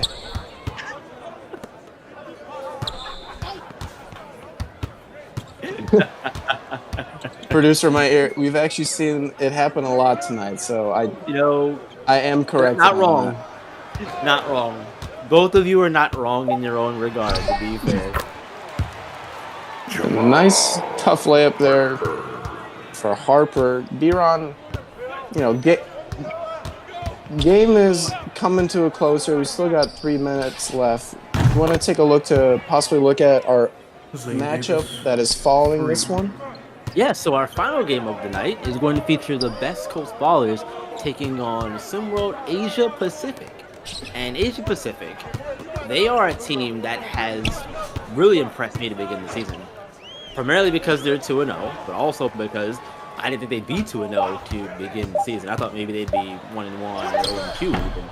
I, didn't see a lot of the talent that was coming into the team. To my detriment, I will give credit where it's due to those kids over there. They're working extremely hard. And really, all the international teams this season are not ones to sleep on. Last year, we didn't have a big sample size for them, so we really didn't know what to expect a whole lot from what we saw of them. But now, under the new format that we're having this season, we're seeing a lot more of the international side of things, and it's making for some really interesting matchups. I think we'll see one here tonight between West Coast and Asia Pacific. Agree there, B-Ron. Got a chance to watch Asia Pacific last week as they took on Bronny James, and that was a hell of a performance on the defensive end. I mean, they were switching like crazy. They were getting boards and pushing it not a team, like you said. I think a lot of people expected to have a 2-0 start into the season, but definitely a team you got to keep an eye out for going into the rest of the season. Oh, absolutely. And, if they continue to keep playing like they do, it's just going to do wonders for their confidence, which I'm sure is already sky high already, starting off 2-0 on their first night, beating Showtime, who is considered to be one of the top teams in the league this season on paper. So when you can come in and do that on opening night, that, like I said, it starts off your confidence on a high note, and if you continue to play like that, it's just going to only keep getting better from there. Agree, and I mean, especially winning on Showtime's home court, that's a statement win. It's one thing to win a game; it's another to win on the other team's court. It sets the tone, I feel like, for your team going into the rest of the season. Yeah, absolutely. And now they'll have to go into another hostile West Coast environment in West Coast and try to win there. This will be my first time actually seeing their facilities as well. I'm very excited to see what their arena looks like and all that stuff, man. It's a fun night of firsts overall for me in terms of seeing a lot of these home environments. Yeah, popping a lot of cherries tonight. A lot of first You know times. what? All right, that's a good one. That's a good one, Paul. I like that one. I'm glad I'm here to walk you through your first times. As the game is coming to a close here, about 8 seconds left. Monsters win it by a total of 33 points unless something happens here and they don't take the last shot. Stay tuned for another post-up after this one. And preceding that, we will have Best Coast Ballers versus Asia Pacific. Make sure to tune in for that as well. B-Ron, thank you as always, and I will see you soon. Yes, sir. Be right back.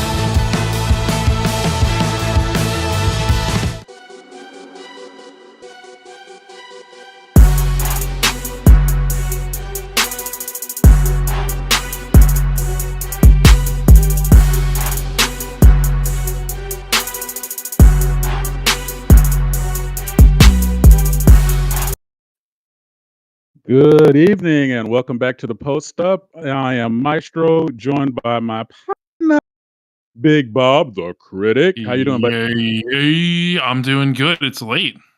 Hey, it's late somewhere, it's early somewhere else, so that's all we can say. Yeah. Man. As, al- as I always want to say, a great job by our broadcast crew calling the game tonight. We always want to give a big shout out to B. Ron and Paul Stace for calling a great game. And made it a great game because they kept us laughing the whole time. Because let me tell you something, it felt a little. I don't know. I'm looking for a word. Let me see here. Begins with lopsided. Yeah, A lopsided. little What bit. happened? I mean, I did Lakeshore. Did they show up? I mean, they didn't. Clearly, on the scoreboard, they showed up for maybe I don't even know what. Did they show up for a half even? Man, it's what's not funny, right? Last post up, what do we talk about? What are we expecting? What are we looking for? We're looking for Yeah. growth. We're looking for development. We're looking to see team concepts. All these things that we're looking for. All these things we're looking to experience. The monsters come out, and I keep seeing those posts. Monstars, monstars, over and over again. Right? They came out and they handled it from start to finish. I believe it was in the first quarter, and I hate I'm going to miss out giving credit on who said it first. They said this is a runaway, and that was the first quarter, and I don't think I've heard that at all this season. Even though it's a young season, yes, it's a young season, but and oh, by the way, here I'm thinking, okay, for the last game, right? Like we got over 60. Yes, all right, good. No peach bucket. This game, are we going to get to? I mean, are we going to get to a bill? I mean, are we going to get to a bill? Yeah, I mean, from start to finish. I know Lakeshore tried, and I'm using tried loosely. They tried to make it a game. Oh man, heading into the second quarter, but you can't lose by what was it, 33 points. I'm Yeah, not good with math. 33 yeah, points. I think, like you said, you're always looking for growth and everything like that, which is why I am a little surprised that the Monsters, what they did to Lakeshore when their star, Drake Harvell, took 4 shots. right. Completely, to me, from the type of player that he is a known volume shooter. And you can't be a volume shooter and only take 4 shots. But they didn't need him. Gaffney, he had 17 points, 10 assists. Banks had 17 points. Booby had 14 and 7 rebounds. It's like they, from top to bottom, like it was a complete team effort. And again, Lakeshore just, I don't know, they hopped on that boat early, and I don't know what happened. They just Yeah, went sailing. yeah, man. Straight to the point. Oh, by the way, I'm going to say this something. I think it's so cool that we get a chance to see all these different home courts and how Oh awesome they yeah. look, and it's amazing how fast our broadcast team can fly between all these locations. I mean, it's something to be said, man. I mean, dude, man, I mean, I'm just a helicopter pilot, so I don't know what kind of plane or UFO thing that they're flying, but it's really awesome. Um, but I mean, but you I work for the government, so you should know what kind of things that they have going on back there. hey, listen, I say it right. It's called the government. The government, not bad. Say it right, exactly. We have some other games going on. We have some other finals from tonight. We also have another game coming up that we can't wait to actually check out. Best Coast Ballers with Southwest Asia Pacific. Okay, is it Southwest Asia Pacific? I You messed got that it. up. I I'm believe in sorry. you. I Okay, believe. awesome. Good deal. Good deal. Good deal. That's gonna be a great run through to see what's gonna happen. I'm gonna ask you something. Okay. Now here's a surprise. I'm Everybody so ready. you can know this is not Big Bob's fault. Who did what? 2 weeks into the season, 2 weeks into the season, who did what? What caught your eye? What surprised you? What made you go, "What?" Or what made you go, "What?" I mean, it has to be the team that we're about to watch here in a few minutes, and that's SimWorld Asia Pacific. I coming into the season, my bar was set so low for any of the teams outside of the United States because of the way that they all played last season, Right. especially SimWorld Asia Pacific. They were so far down on my list of teams that I would even watch out for. But they've come on strong, and a lot of that's thanks to Kai Newby.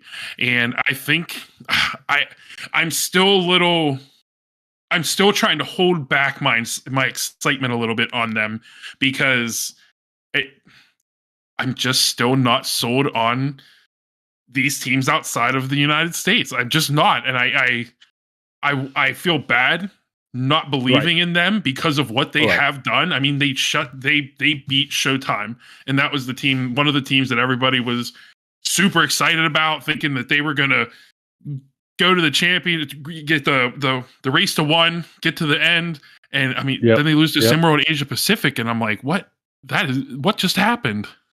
Right. And here's the thing. Okay, let's face it. We are in an evidence-based universe, right? What have I seen from you is gonna impact and going to affect what I expect to see from you. And when you give me something I'm not used to seeing, or I wasn't expecting to see, it's because of what I saw before. Now that's not always Yeah. the case. We obviously had some great starts from some individuals. Our first triple double in SimWorld Hoops. Hey, Yep. way to Yep. get it, Yep. Lang. Way to get it. Way to get it. We've been bragging about that. De'Aaron Cruz in almost an impossible situation here, leading his team the way he's doing, right? What's going on with that, right? He's showing you every day that he has the mental makeup to handle the stressful situation. I mean, I should say we all, many of us have been in situations. If you played enough, you've had that coaching change in the middle of the season, or that Mm-hmm. coach that wasn't quite always there. Mine was Sister Teresa. It wasn't. It wasn't this. It was a Sister Teresa who actually she lost her coaching gig for our basketball team. No, I'm sorry, baseball team because of a gambling habit. Oh. And no pun intended. I promise. But so we all of a sudden we get in another coach, and it's like even for us as kids, right? It's like it's a new world. So now here Yeah. you are in a situation where these cats are playing for their future, showing Yep. their work for their future, and now all of a sudden, look at what you're dealing with. It's almost as if you're dealing with in the professional world. I had my Yep. coach, now I don't have my coach. I had a coach, I didn't hear from my coach. I have a new Oh yeah. coach. I mean, and it's amazing to see these kids hanging strong, and I will always give a shout out because I called De'Aaron Cruz early. I'm gonna Oh yeah. claim that. I saw I said, man, this guy's gonna be something special. It's gonna be what it's gonna be, and he's proven that left and right all the time. It's good to see. And now I'm gonna ask you the other question that I really want to take some time with because I need to hear from your mouth there, buddy. Is it that time already? Is it that time? Is it that time for panic buttons? Is it that time Man. for, oh, we got this? Is it that time for maybe we should make a change? Is it that time was I wish we hadn't? Is it that time yet? I mean, I know Is it's it? only week two. I know it's only week two, but now we live in a TikTok world where everybody Yeah. takes their time and contemplate their answer before they reply. Sarcastic quotes in the air, absolutely saying not. So you tell me, is it that time yet? To me, I believe in taking the time to make sure you don't know after one or two games if it's you do and you don't. You can't take such a small sample size and base your decision off of that. So I'm gonna jump outside of this real quick and just like I talk with coaches. I think all coaches for whatever sport it is, 3 years minimum, they should get that 3 years to be able to bring in their guys, instill their formula. So I'm going to say the same thing here. I think it's a little too early to press that panic button. You look at Beyond the Arch, 0-2. I honestly was already writing them off, and you shouldn't do that, especially when they have such a talented player as Tyson Simpson. But they went out and they won. So I expect, as much as I want SimWorld Asia Pacific to continue to grow their Cinderella story, I'm just going to call her Cinderella to me right now. I think that being down 0-2, I think that De'Aaron Cruz is going to be able to lead them to their first win this season. Absolutely. I totally agree with you 1000%. Want Close to the thank all close the button. Cover it up. Don't touch it. cover it up. They don't yeah, leave it alone. Leave it alone. There you go. So here we go. Want to thank everybody for always checking out the show. Thank you for joining us on the Post Up. I'm Maestro, joined by my pot, Big Bob, Arrah, the arrah, Truth. arrah. Huzzah! And also a big shout out to our production team, Ron Yells, The Origin, and Mahmoudi, who always makes everybody look so good and sound so good and come across great. Going to give it back to our broadcast team who just got off the space shuttle. They landed safely, we hope. Give it back to B. Ron and Paul Stice for our upcoming game. Check it out, and we see you everybody on the other side. Later.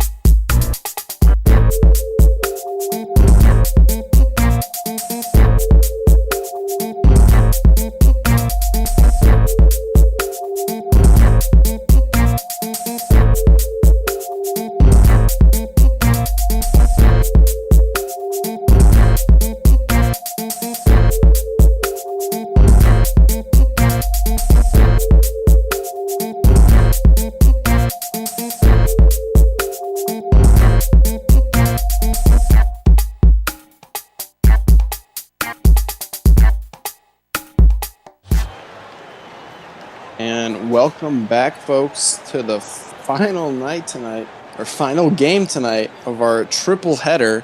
We've got Asia Pacific taking on the Best Coast Ballers. In the booth, I am Paul Stiles, joined with B-Ron once again. B-Ron, as I have asked before, who is your team tonight and why? Well, I'm 0 for 2 tonight, so I'm not happy about that. But, so whatever you're thinking, pick the opposite.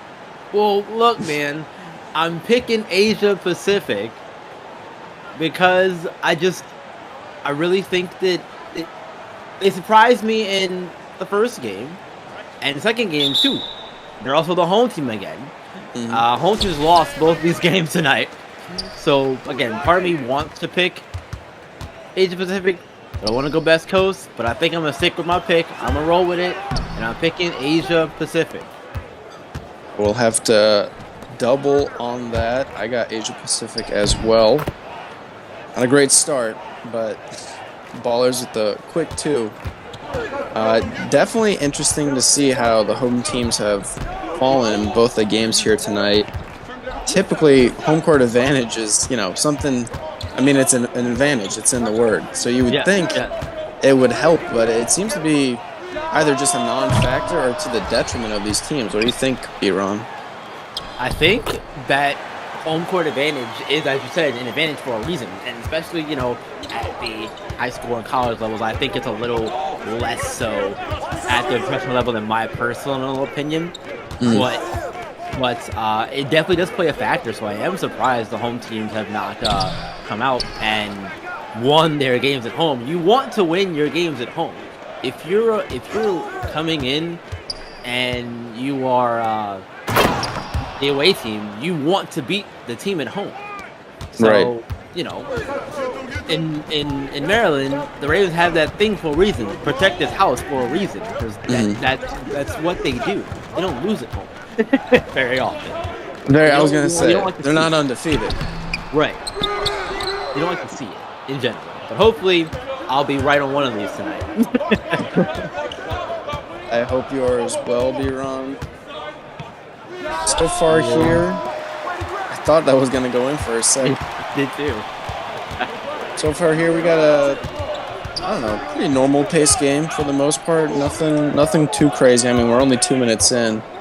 Any players for Asia Pacific you're really looking to make a difference here in this game, B-Ron? So the two that come to mind for me are JD Reyes and Kai Newby. Newby is ranked 85th in the class so far beginning of the year, and he is extremely athletic, and he can really create on offense. So I'm very, very excited to see him play. He's from South Korea, and then JD Reyes on the other side of that there. He's versatile. He can play forward position or at one of the guard positions as well, and it's just gonna be fun to watch those two and see how they impact this game for Timor Asia Pacific tonight. Agreed there, B-Ron. How about you for Best Coast? Hey. Best Coast, I mean, the lob there from Outlaw to... Can't see the number on the jersey there. That was Evangelos Mullins. Evangelos Mullins. Great connection there between the two. Best Coast, it starts and ends, I think, with Mikey Williams. Mullins. Solid block there. As I was saying, Williams, 6'3", considered one of the best, if not the best guard in his class right now. Great. Oh, could have gone up with that, but instead, turnover. Another player that I'm looking at right now is Ladarius Outlaw, a 6'4" guard, also known for his great defense. I think the tandem of the two is going to be a problem for Asia Pacific in this one, B-Ron. Yeah, honestly, I have to agree. And if Best Coast wins this game and come out on top, those two, Lace Darius and Mikey Williams, will be a big reason why. But we also can't forget about Evangelos Mullins, and I think we're going to see a lot of highlights from those three combined tonight in some way, shape, or form. Agreed, B-Ron. I'd be surprised if Mikey Williams had a quiet game. I'll put it at that.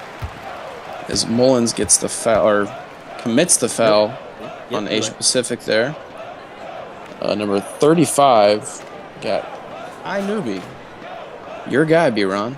Yeah. It's gonna be really fun watching him play. He was a big factor in their win against SimWorld Oceania on opening day in their second game of the season for them. So he's continued to lead the way. He's got good chunk of points so far. 18 points in 21 minutes so far this season. Solid. And he's also got 5.5 rebounds as well on the defensive side. Total rebounds. Apologies. It's just when you can do both those things very well, it adds so much to an offense. Agree there, B-Ron. So free throw falls. Ballers are up 2. About 3.5 minutes left in this first quarter. Oh! Highlight dunk from the Ballers. Not get a name on that one. B-Ron, did you possibly see that? That was Sky Buckner Williams. He's also another one of those athletic guards on this. Never have too many of those. Absolutely not. And we saw athleticism really come into play in that second game. Rocky Mountain they have the athletes and they ran Lake Shore off their home court. It was June Johnson on that last dunk there as a correction for Best Coast. I agree, B-Ron, as you were saying. The Pretty tough finish. Victor Soto, 6'5" wing with the acrobatic layup. But as you were saying, B-Ron, I 100% agree. I mean, athleticism, I think, if any coach, and they hit the 3 there, Best Coast Ballers, any coach would ask for a team full of athletes. And, basketball, I think it's one of those sports. Oh, my goodness. Crosses him. Oh. Are you kidding me? iNewbie. Oh, man, that was absolutely disgusting. Absolutely put his defender in the spin cycle. But as I was saying, they just make the game easier, and it's really refreshing to see a lot of these high school players. They work on their games, but to just see some raw athleticism. Guys who are just jumping out of the gym, blocking shots into the third row of the rafters. It is very enjoyable to see, B-Ron. Don't you agree? Oh, it absolutely is. And, we're seeing a lot of that to begin this game, too. Both of these teams are really going at it here and there, as it was Jackson again hitting the layup to fall. Timeout. We got a quick timeout here from Asia Pacific. Take this opportunity to go to break. We'll be right back, folks, with the rest of this first quarter.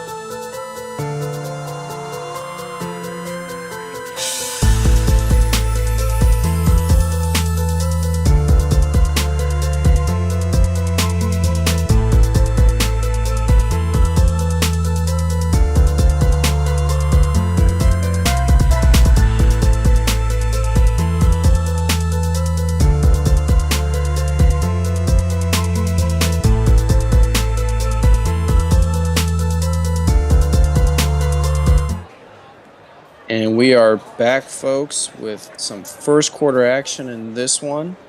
Best Coast currently up 3 points on Asia Pacific. B-Ron, what are some standout players or some standout stats so far in this first quarter? So iNewbie has been doing it all for Asia Pacific to begin this game. He's leading the team, leading the game in school. He's got 10 points already in the first 7.5 minutes of play. That is absolutely impressive. That pass was not, but hey, you know what? You can't win them all. The dunk on the other end from Austin Ajavon, 6'7" forward. But continue, B-Ron, you were saying. Yeah, so Kai Newby, again, one of the big reasons for Asia Pacific. And on the other end, of course, Lace Darius Outlaw, leading scorer for them, the West Coast. He's doing everything. You know, we just saw Ajavon there with the bucket, who is going to do his part as well. This is going to be one of those games where it's going to be a lot of that. A lot of dunks, a lot of blocking eventually when those happen. But it's going to be one of those athletic games that we just see. And who the better athletes are. One's my God. done. The and one from JD Reyes for Asia Pacific.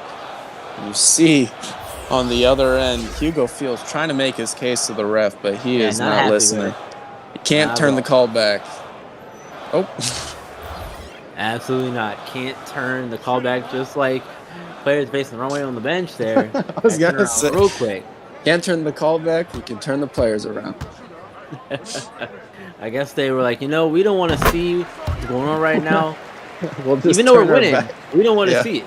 It's good luck. It's good luck. Or maybe we don't watch. They'll play better. One of those sorts of things, maybe.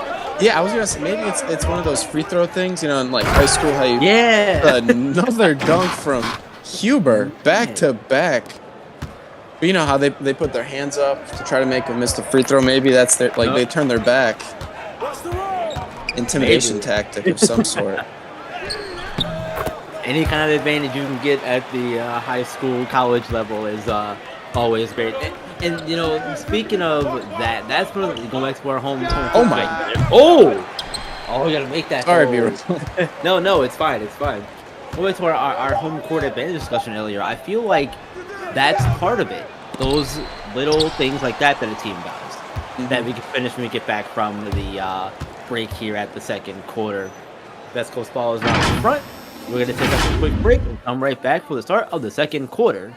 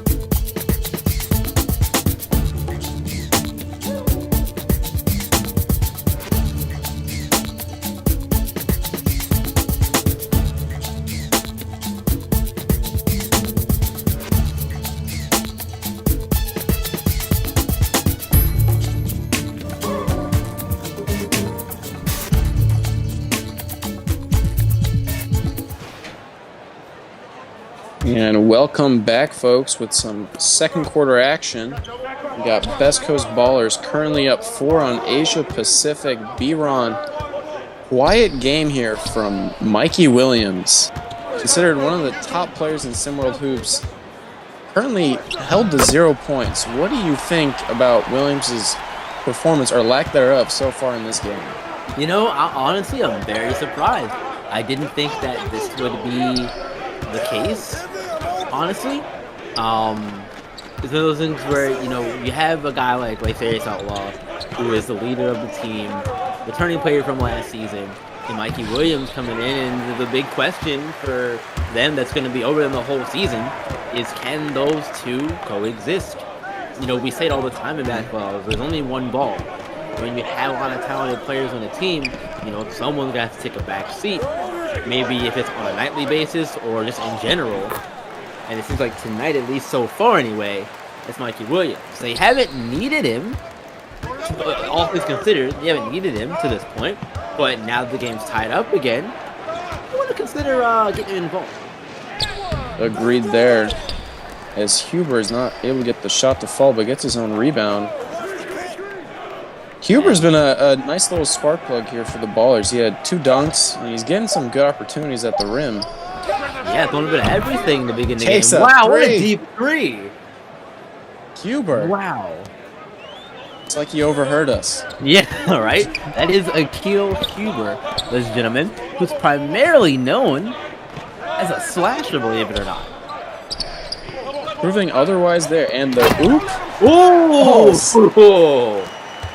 Nice dish there from Man. J.D. Reyes. Oh, man. Couldn't see who was on the other end, but That was a pretty pass, though, from Reyes.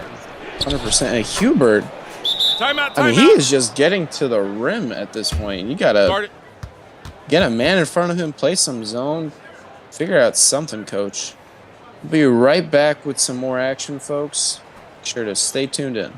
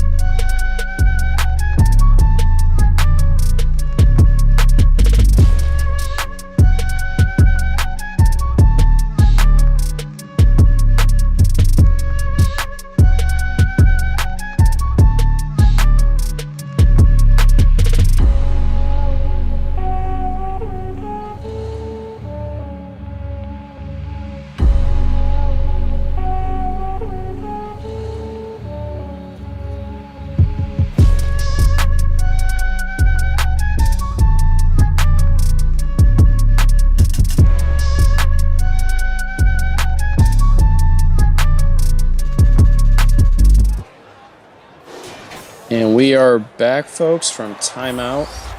West Coast Ballers currently up in this one, up by 3 with about 6 minutes left in the second quarter. B-Ron, anything stand out to you so far in this one? Any players or, I mean, Kai Newby, that's one name that comes to mind. What do you think? Anyone else, or it's mostly just been the Newby show? I think it's been a lot of Newby, but also, J.D. Reyes, DeSoto, definitely doing their parts as well to make their impact, but also for West Coast. You gotta talk about the play of Akil Huber, especially in this quarter. He's really been a big part of their offensive success in the quarter. Tough finish there from Evangelos Mullins. Big man getting the little post hook to fall. When I first saw Mullins in one of the early pickup games that he played out in California, I said to myself, man, this kid's going to be special. And I still think that's the case. I think that he could be he could be in the upper echelon of big men in similar hoop season. Showing the defense on display there. And the block from Great that one. block. Yeah. Absolutely perfect timing. I mean, Yep. doesn't get much better than that. Absolutely not. That's definitely a good nomination for Yellow's block of the game. It's going to be tough to beat for the rest of this game. Too. Sorry. So- Go ahead. No, I'm talking over each other. Like a Zoom call. Yeah. We both got set up with the block, man. That's what it was. Yeah. In the block. As you were saying before, I mean, he has been as the 3 falls for West Coast Ballers. Cannot see who is on that one. But Huber, yeah, he's been just creating a lot of havoc for their team. The penetration, he's mostly just been going up with it, but he hit that 3 earlier as well. He's the movement alone is causing a lot of problems for Asia Pacific. Yeah, exactly. And he's showing that, he could definitely use some more minutes if he keeps playing like this. He'll definitely earn his way to some more minutes. And, movement is obviously a big part of basketball. That's an obvious statement.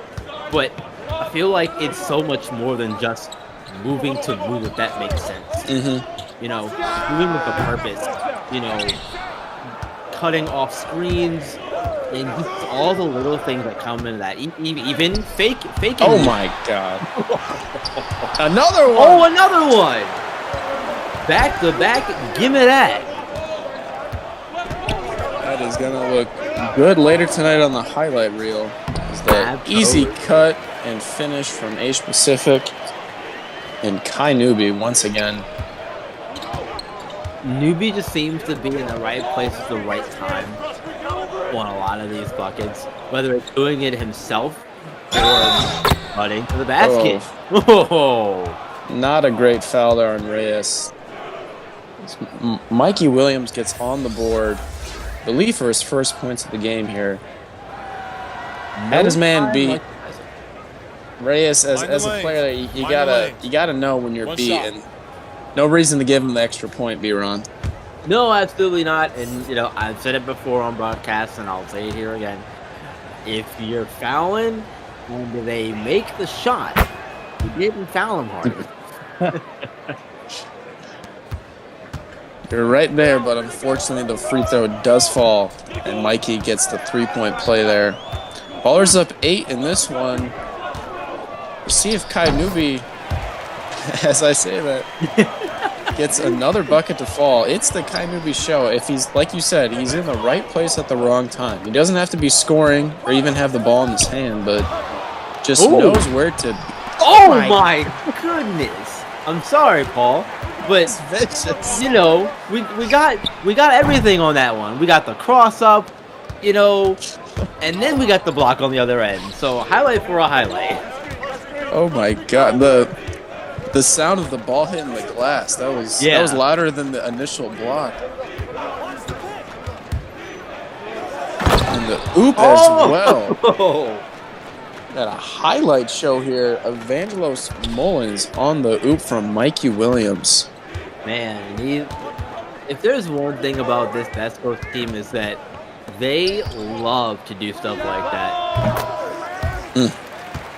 But nice jumper there from JD Reyes. I mean, B-Ron, who doesn't? Who doesn't like throwing lobs and dunking? I mean, yeah, that's don't we very all? True.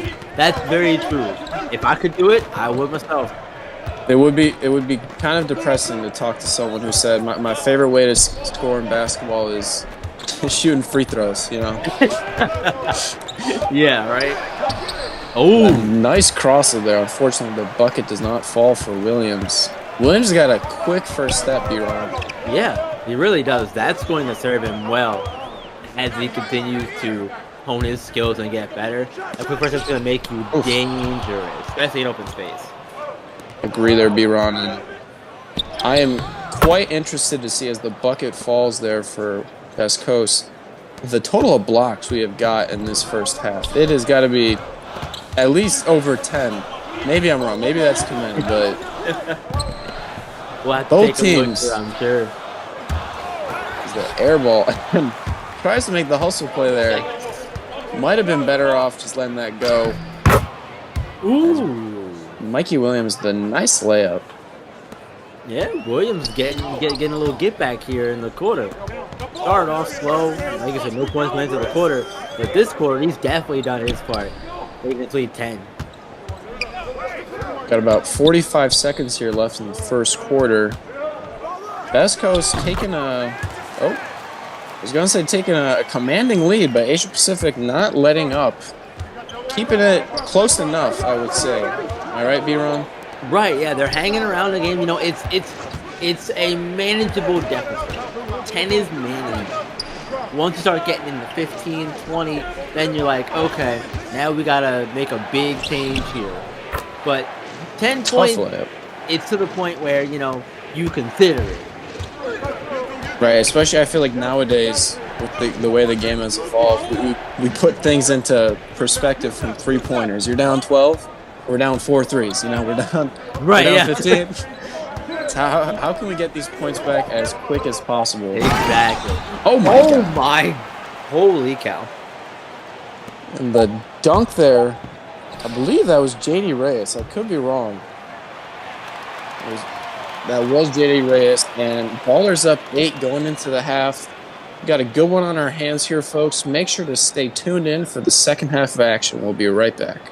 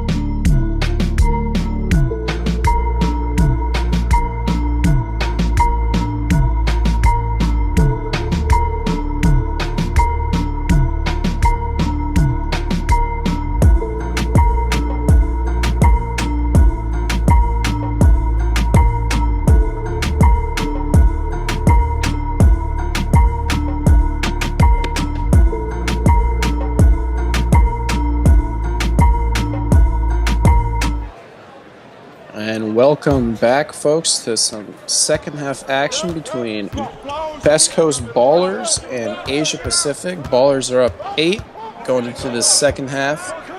B-Ron, make that 10. B-Ron, what have you seen from the Ballers that's allowed them to have this 10-point lead right now in the game? So I think it is a combination of the athleticism that they have, as you see a steal right off alley-oop attempt, and a dunk Easy on the dunk. other end. I was waiting for it from the sentence. So those two things, and then you bring in the ability of kids like Lazarius Outlaw, Mikey Williams, stuff in the stat sheet. Everyone's doing a little bit of everything to make this lead what it is, and Asia Pacific is they are not looking bad, but they're not doing enough really to hang around in this game as of right now. The lead has ballooned up a little bit to begin the third quarter, second half. Agree there, B-Ron. I think you mentioned Mikey Williams. I think I was a little surprised in the first quarter. He was a little quiet, hadn't done much. In the second quarter, he really took over and, like you said, filled up the stat sheet, not just scoring, but getting rebounds, finding teammates. Just an all-out performance or all-around performance from Mikey Williams there. And as there I he say goes that, again. throw in some dunks too. Yeah, throw them all in there, man. Throw the whole thing in there. Whatever you got in your pot, get some more of it. Put it in there because it's working tonight. And the steal there from the Ballers, pushing the tempo. And one falls for Lazarius Outlaw, adding on to his already strong performance tonight. Absolutely. And, Lazarius Outlaw, he's one of those kids who's going to give it everything he has when he sits on the court. Last season, towards the end of it, he suffered a wrist injury. So you still have to wonder how that is going to impact him as it gets older. He's young now, you can heal from it and that kind of stuff, but it's still going to have an effect on you regardless, I think. But it seems like, coming into the new season anyway, he's looking refreshed, looking confident in his ability to score and attack the basket. So that's always good to see.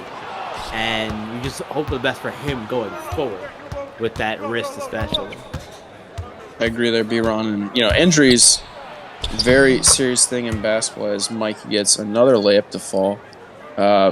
You're just glad to see when it's not a lower body injury. Knees, ankles.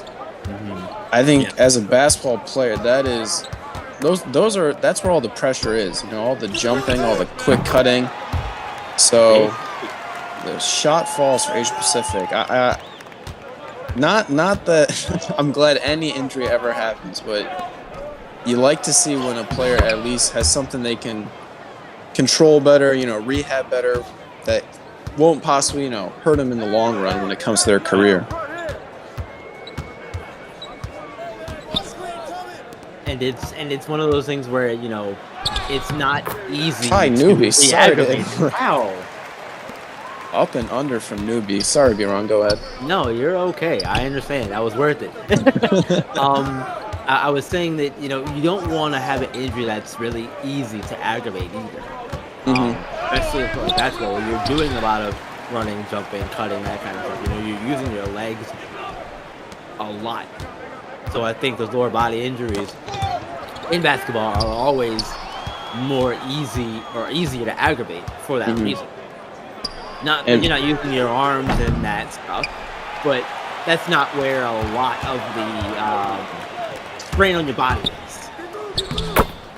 Kai with the wide open layup, and I agree there, B-Ron. I think an interesting thing to look at too. I saw it being brought up a couple days ago how these college players now, when they get to college, they've got so much wear and tear on their legs from all these AAU circuits and, from the youngest age you can think of, they're playing organized basketball and tournaments every weekend, and I feel like players are getting injured and having serious injuries even younger than they used to. Any thoughts on that, B-Ron? So I think this is a really interesting discussion to have, because it goes to the whole load management thing that we see in the pros. And I do think that Nice lob there from Mikey. what a pass from Mikey Williams and what a finish at the other end too. By Lob. Javon. Yep, Austin Ajavon. Don't want to think Ajavon. Ajavon. Yep, I got you. But back to the injury discussion though. I do think that, I think it is something to be concerned about, especially like you said, because these kids are doing a lot more at a lot younger ages, and that goes for all sports in general. Right. It's something that as a parent you have to consider when getting these kids into sports, and especially if they're going to take it seriously and play at a high level for their age. We'll come back and finish the discussion though on the other side of the break for the free throws. Come right back.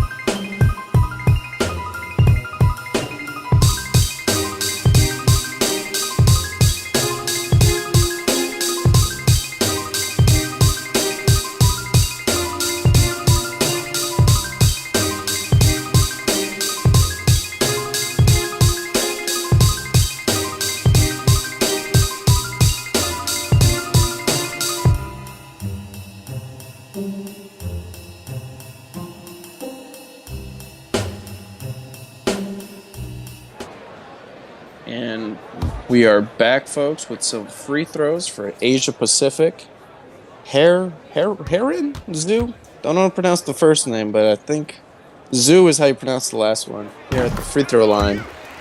First one falls. Biron. Asia Pacific down 13 here with about 3 minutes left in the third quarter. What are some keys, if you're the coach of Asia Pacific, that you're telling your team in hopes of it coming back in this one? Oh, Coach Jason Reyes, this is his first season. He's a new head coach here in Simworld Hoops. And I think that this is one of those things that he is in a rough challenge ahead of him here, because this Best Coast team is extremely athletic. And it's not like his team doesn't have the players to keep up. I just think that it's one of those cases where they definitely might be a little bit outmatched tonight. In particular, unfortunately, as far as getting back into the game, I think it just starts, for me personally, it always starts on the defensive end, because in order to get back in the game, the other team can't score. You can't trade buckets, especially when you're down big. You have to go on a run. You have to go on a run to get it to 15, then 10, then 5, or whatever. But you have to go on a run. Basketball is a game of runs. The Best Coast had a run earlier. That's why their league is the way it is now. So, Asia Pacific, they need one of their own. Get back into it. Agreed there, B-Ron. I like the aggressiveness there from Park, trying to take the charge, doing it. That was the block. That is the one. It rang through my headphones. Yeah, that block was absolutely amazing. And, definitely again deserving as one of those blocks of the game. The yellowest blocks of the game for sure. Kind of looks like Giannis, no? 34, a little bit, yeah, the definitely. Fro. Not on the face so much, but I can 3 see doesn't that. go down. Even George, I believe. Asia Pacific here down 12. Like you said, make a stop, and there's no reason to panic right now. There's still another quarter left. 12 points might seem like a lot, but no reason to hit the panic button, B-Ron. Not yet, I don't think. What did we say earlier? It's you have to equate it to how many threes you can make. Right. Man, Austin Ajavon. Really? He must. Go ahead. I was gonna say he must be fun to throw lobs to. I never had a friend like that growing up. It'd be fun to get outside and throw some lobs to someone like that. And I think Austin is having a really good time over here. It seems like anyway, especially because after the James brothers joined Showtime Basketball, he left the team and is now with West Coast. That's how he got over here to play with West Coast. So it seems like he's enjoying it over here. And thanks to Mikey Williams and Lace all throwing in lobs all the time. Agree there, B-Ron, and an unfortunate foul for Asia Pacific. Not what they needed at the end of this quarter. Said it before, he's got the open lane. No reason to give him the extra point. The risk of the extra point, B-Ron. Yeah, you have to just let them have it at that point when they're right there anyway. Let them take the easy bucket and go get yours on the other end. Agreed. As the bucket goes down, put the Ballers up 17. About 50 seconds left here in the third quarter. I mean, Asia Pacific, Kai Newby, JD Reyes, I believe your top scorers in the game right now. These are the moments where you really look on your best players to make something happen. So it's interesting to see as the bucket falls for Asia Pacific, number 34, Stephen George, the Giannis doppelganger. Bucket falls. Cut it to 15. Yeah, I think, like you were saying, you definitely have to lean into your best players, be it on the night or on the team, whatever it is, but you have to lean into those kids because those are the ones that are going to do what they can to help get you back into the game, be it firing up the team on the bench in a timeout or whatever, but they're going to have to do their part. Oh! Thought for a second that went in. Last shot does not fall. West Coast up going into the third quarter. We'll be right back with some fourth quarter action, folks.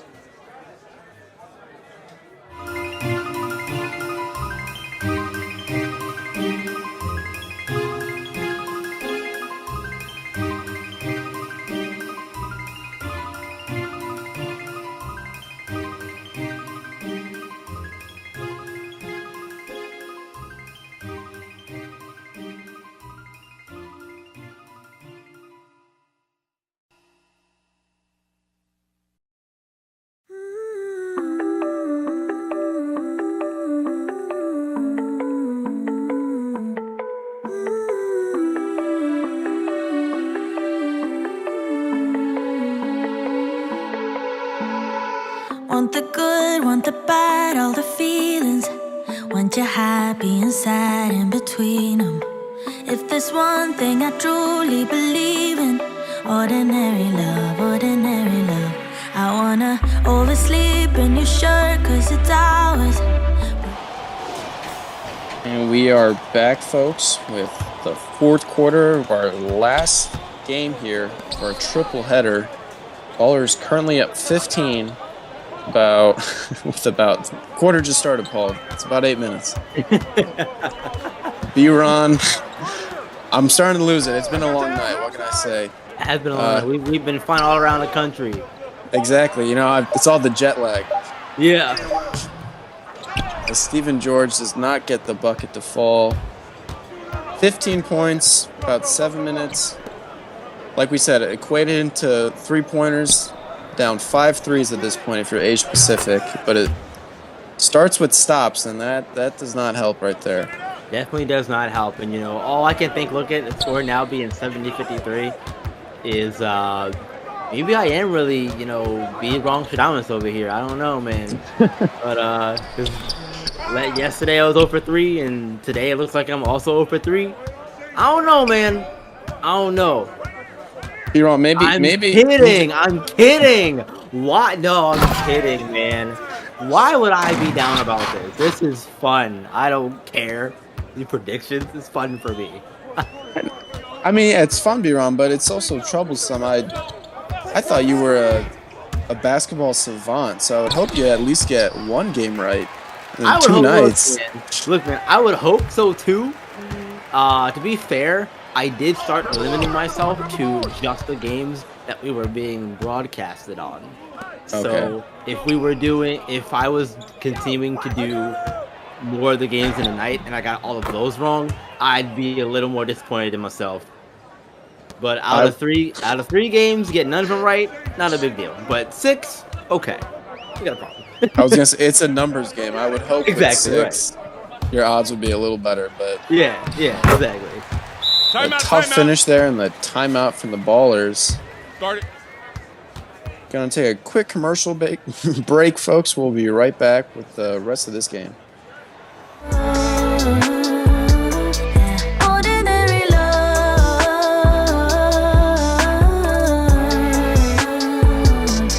ordinary love,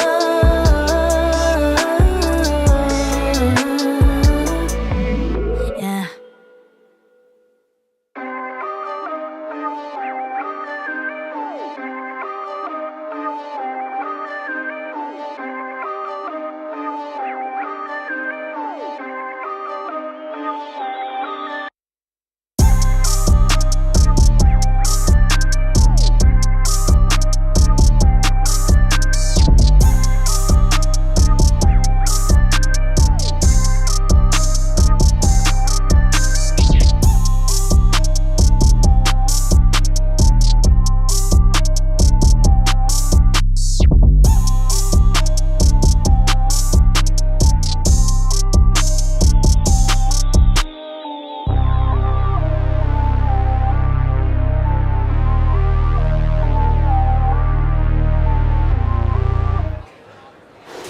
And welcome back, folks. We are back from break. Here finishing the last game of the night between the Ballers and Asia Pacific. Ballers are currently up 19 to about 6 minutes left here in the final quarter. Don't want to say it's over, B-Rom, but would take a slight miracle for Asia Pacific to come back in this one. It's certainly feeling that way. I think in this arena, it's definitely feeling that way. You can feel that the energy in this place is just gone. Mm-hmm. Yeah, not a lot of cheering, a whole lot of silence. Yeah, definitely. And you know that's normal for where we are. The silence isn't the problem so much because that's very normal where we are. Japanese crowds, Asian crowds are not the most enthusiastic. Traditionally, when you compare them to American crowds or British crowds or whatever it is, that's just what they do. Right. So this isn't a surprise, but in the respect that, you know, you can tell when you're having a good time versus when you're not having a good time. Right. And they're just not having a good time right now. Yeah, I would hope as a fan the concessions is open or something like that, because it's not much to watch, but you can still have a good night. Yeah, because Japanese crowds are very respectful to the performers of whatever it is, be it wrestling, basketball, baseball, whatever it is. They're very respectful of how they show, for what the athletes are doing. But when you have something like this, it makes you wonder a little bit, you know? What do you do in a situation like this? Agree, B-Ron, and a frustration foul there from Khalid. And you bring up respectful crowds. I think that's a interesting thing we could possibly talk about. Any crowds out there, doesn't matter what sport, maybe a specific city though you have in mind, that you would consider one of the most disrespectful crowds? Oh my. Sorry, sidetrack by the Mikey Williams dunk there. I really honestly don't know, because I've heard a lot about Philadelphia crowds. I was going to say Philly, yeah. I've heard a lot about those crowds, but I've only ever, seen it on TV or anything like that. I've never actually experienced it myself. So I can only go off of what I hear and what I see when it comes to disrespectful crowds. Right. Yeah, I was going to say, I've heard a lot about Philly. You know, I can't say I've been to a single game or anything there, but there's always clips too on Twitter or whatnot with, I think recently it was when the 49ers played the Eagles and what's his name? Joey Bosa was outside the stadium. He was getting heckled by all these fans. And it was just watching it, Joey, you can't win. They're fans. You getting upset, they won. You know, they won. Yeah, exactly. You look like the idiot. So right, always best to just keep the mouth quiet, you know, and and move along, because those Philly fans, they're, from what I've seen at least, they seem brutal. So, Absolutely. And Flying speaking dunk. of heckling and fans and whatnot, two things. One of my favorite kind of crowd, are generally British crowds. They're so passionate about whatever it is, be it soccer or wrestling or whatever it is. So those crowds are always just fun to watch and or I'd imagine be a part of. But in America, for things that I've seen and wanted to be a part of, never got a chance to, was the Bleacher Creatures in New York, Yankee Stadium. Timeout, timeout. The Asia Pacific calls the timeout. So we're going to step aside really quick and take a quick break. We'll be right back, everyone. Come back for the next 2:15.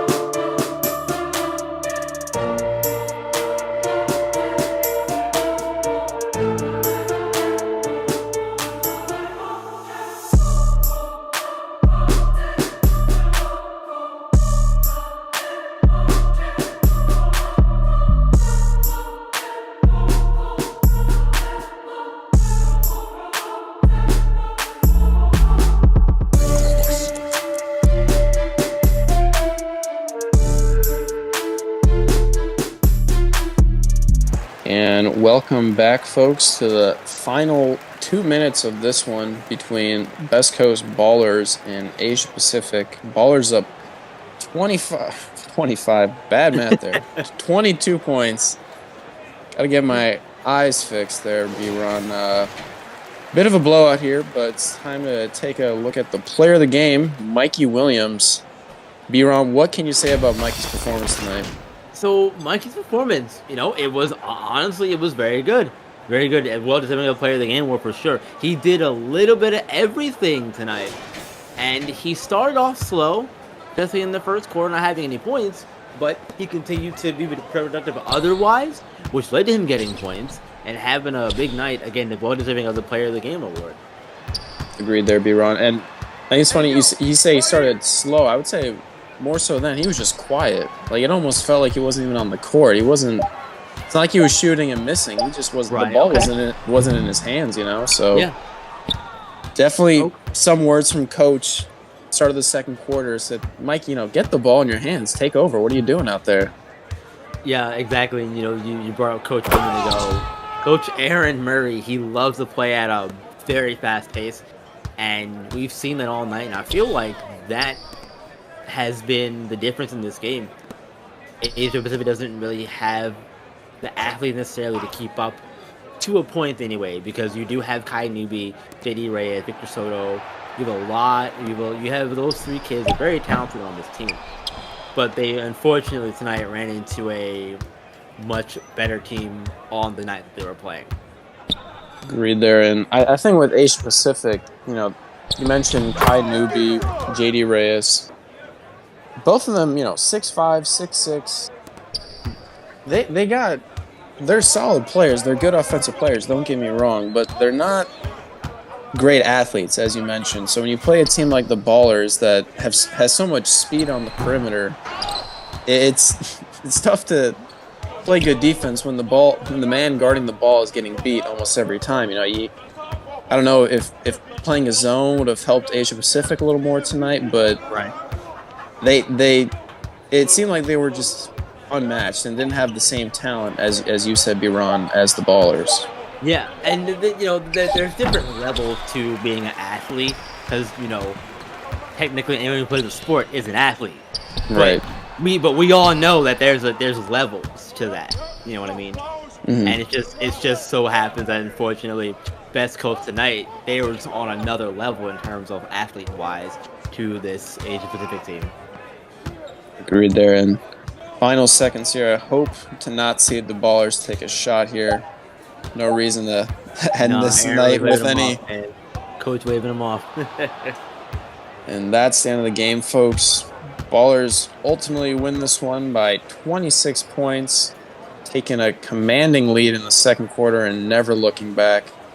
For my producer, Raniel, and co-host, Biran, we thank you for a great night and hope you have a great night as well. Biran, any final thoughts? We're going to break the coach a little beat. Y'all have a good one.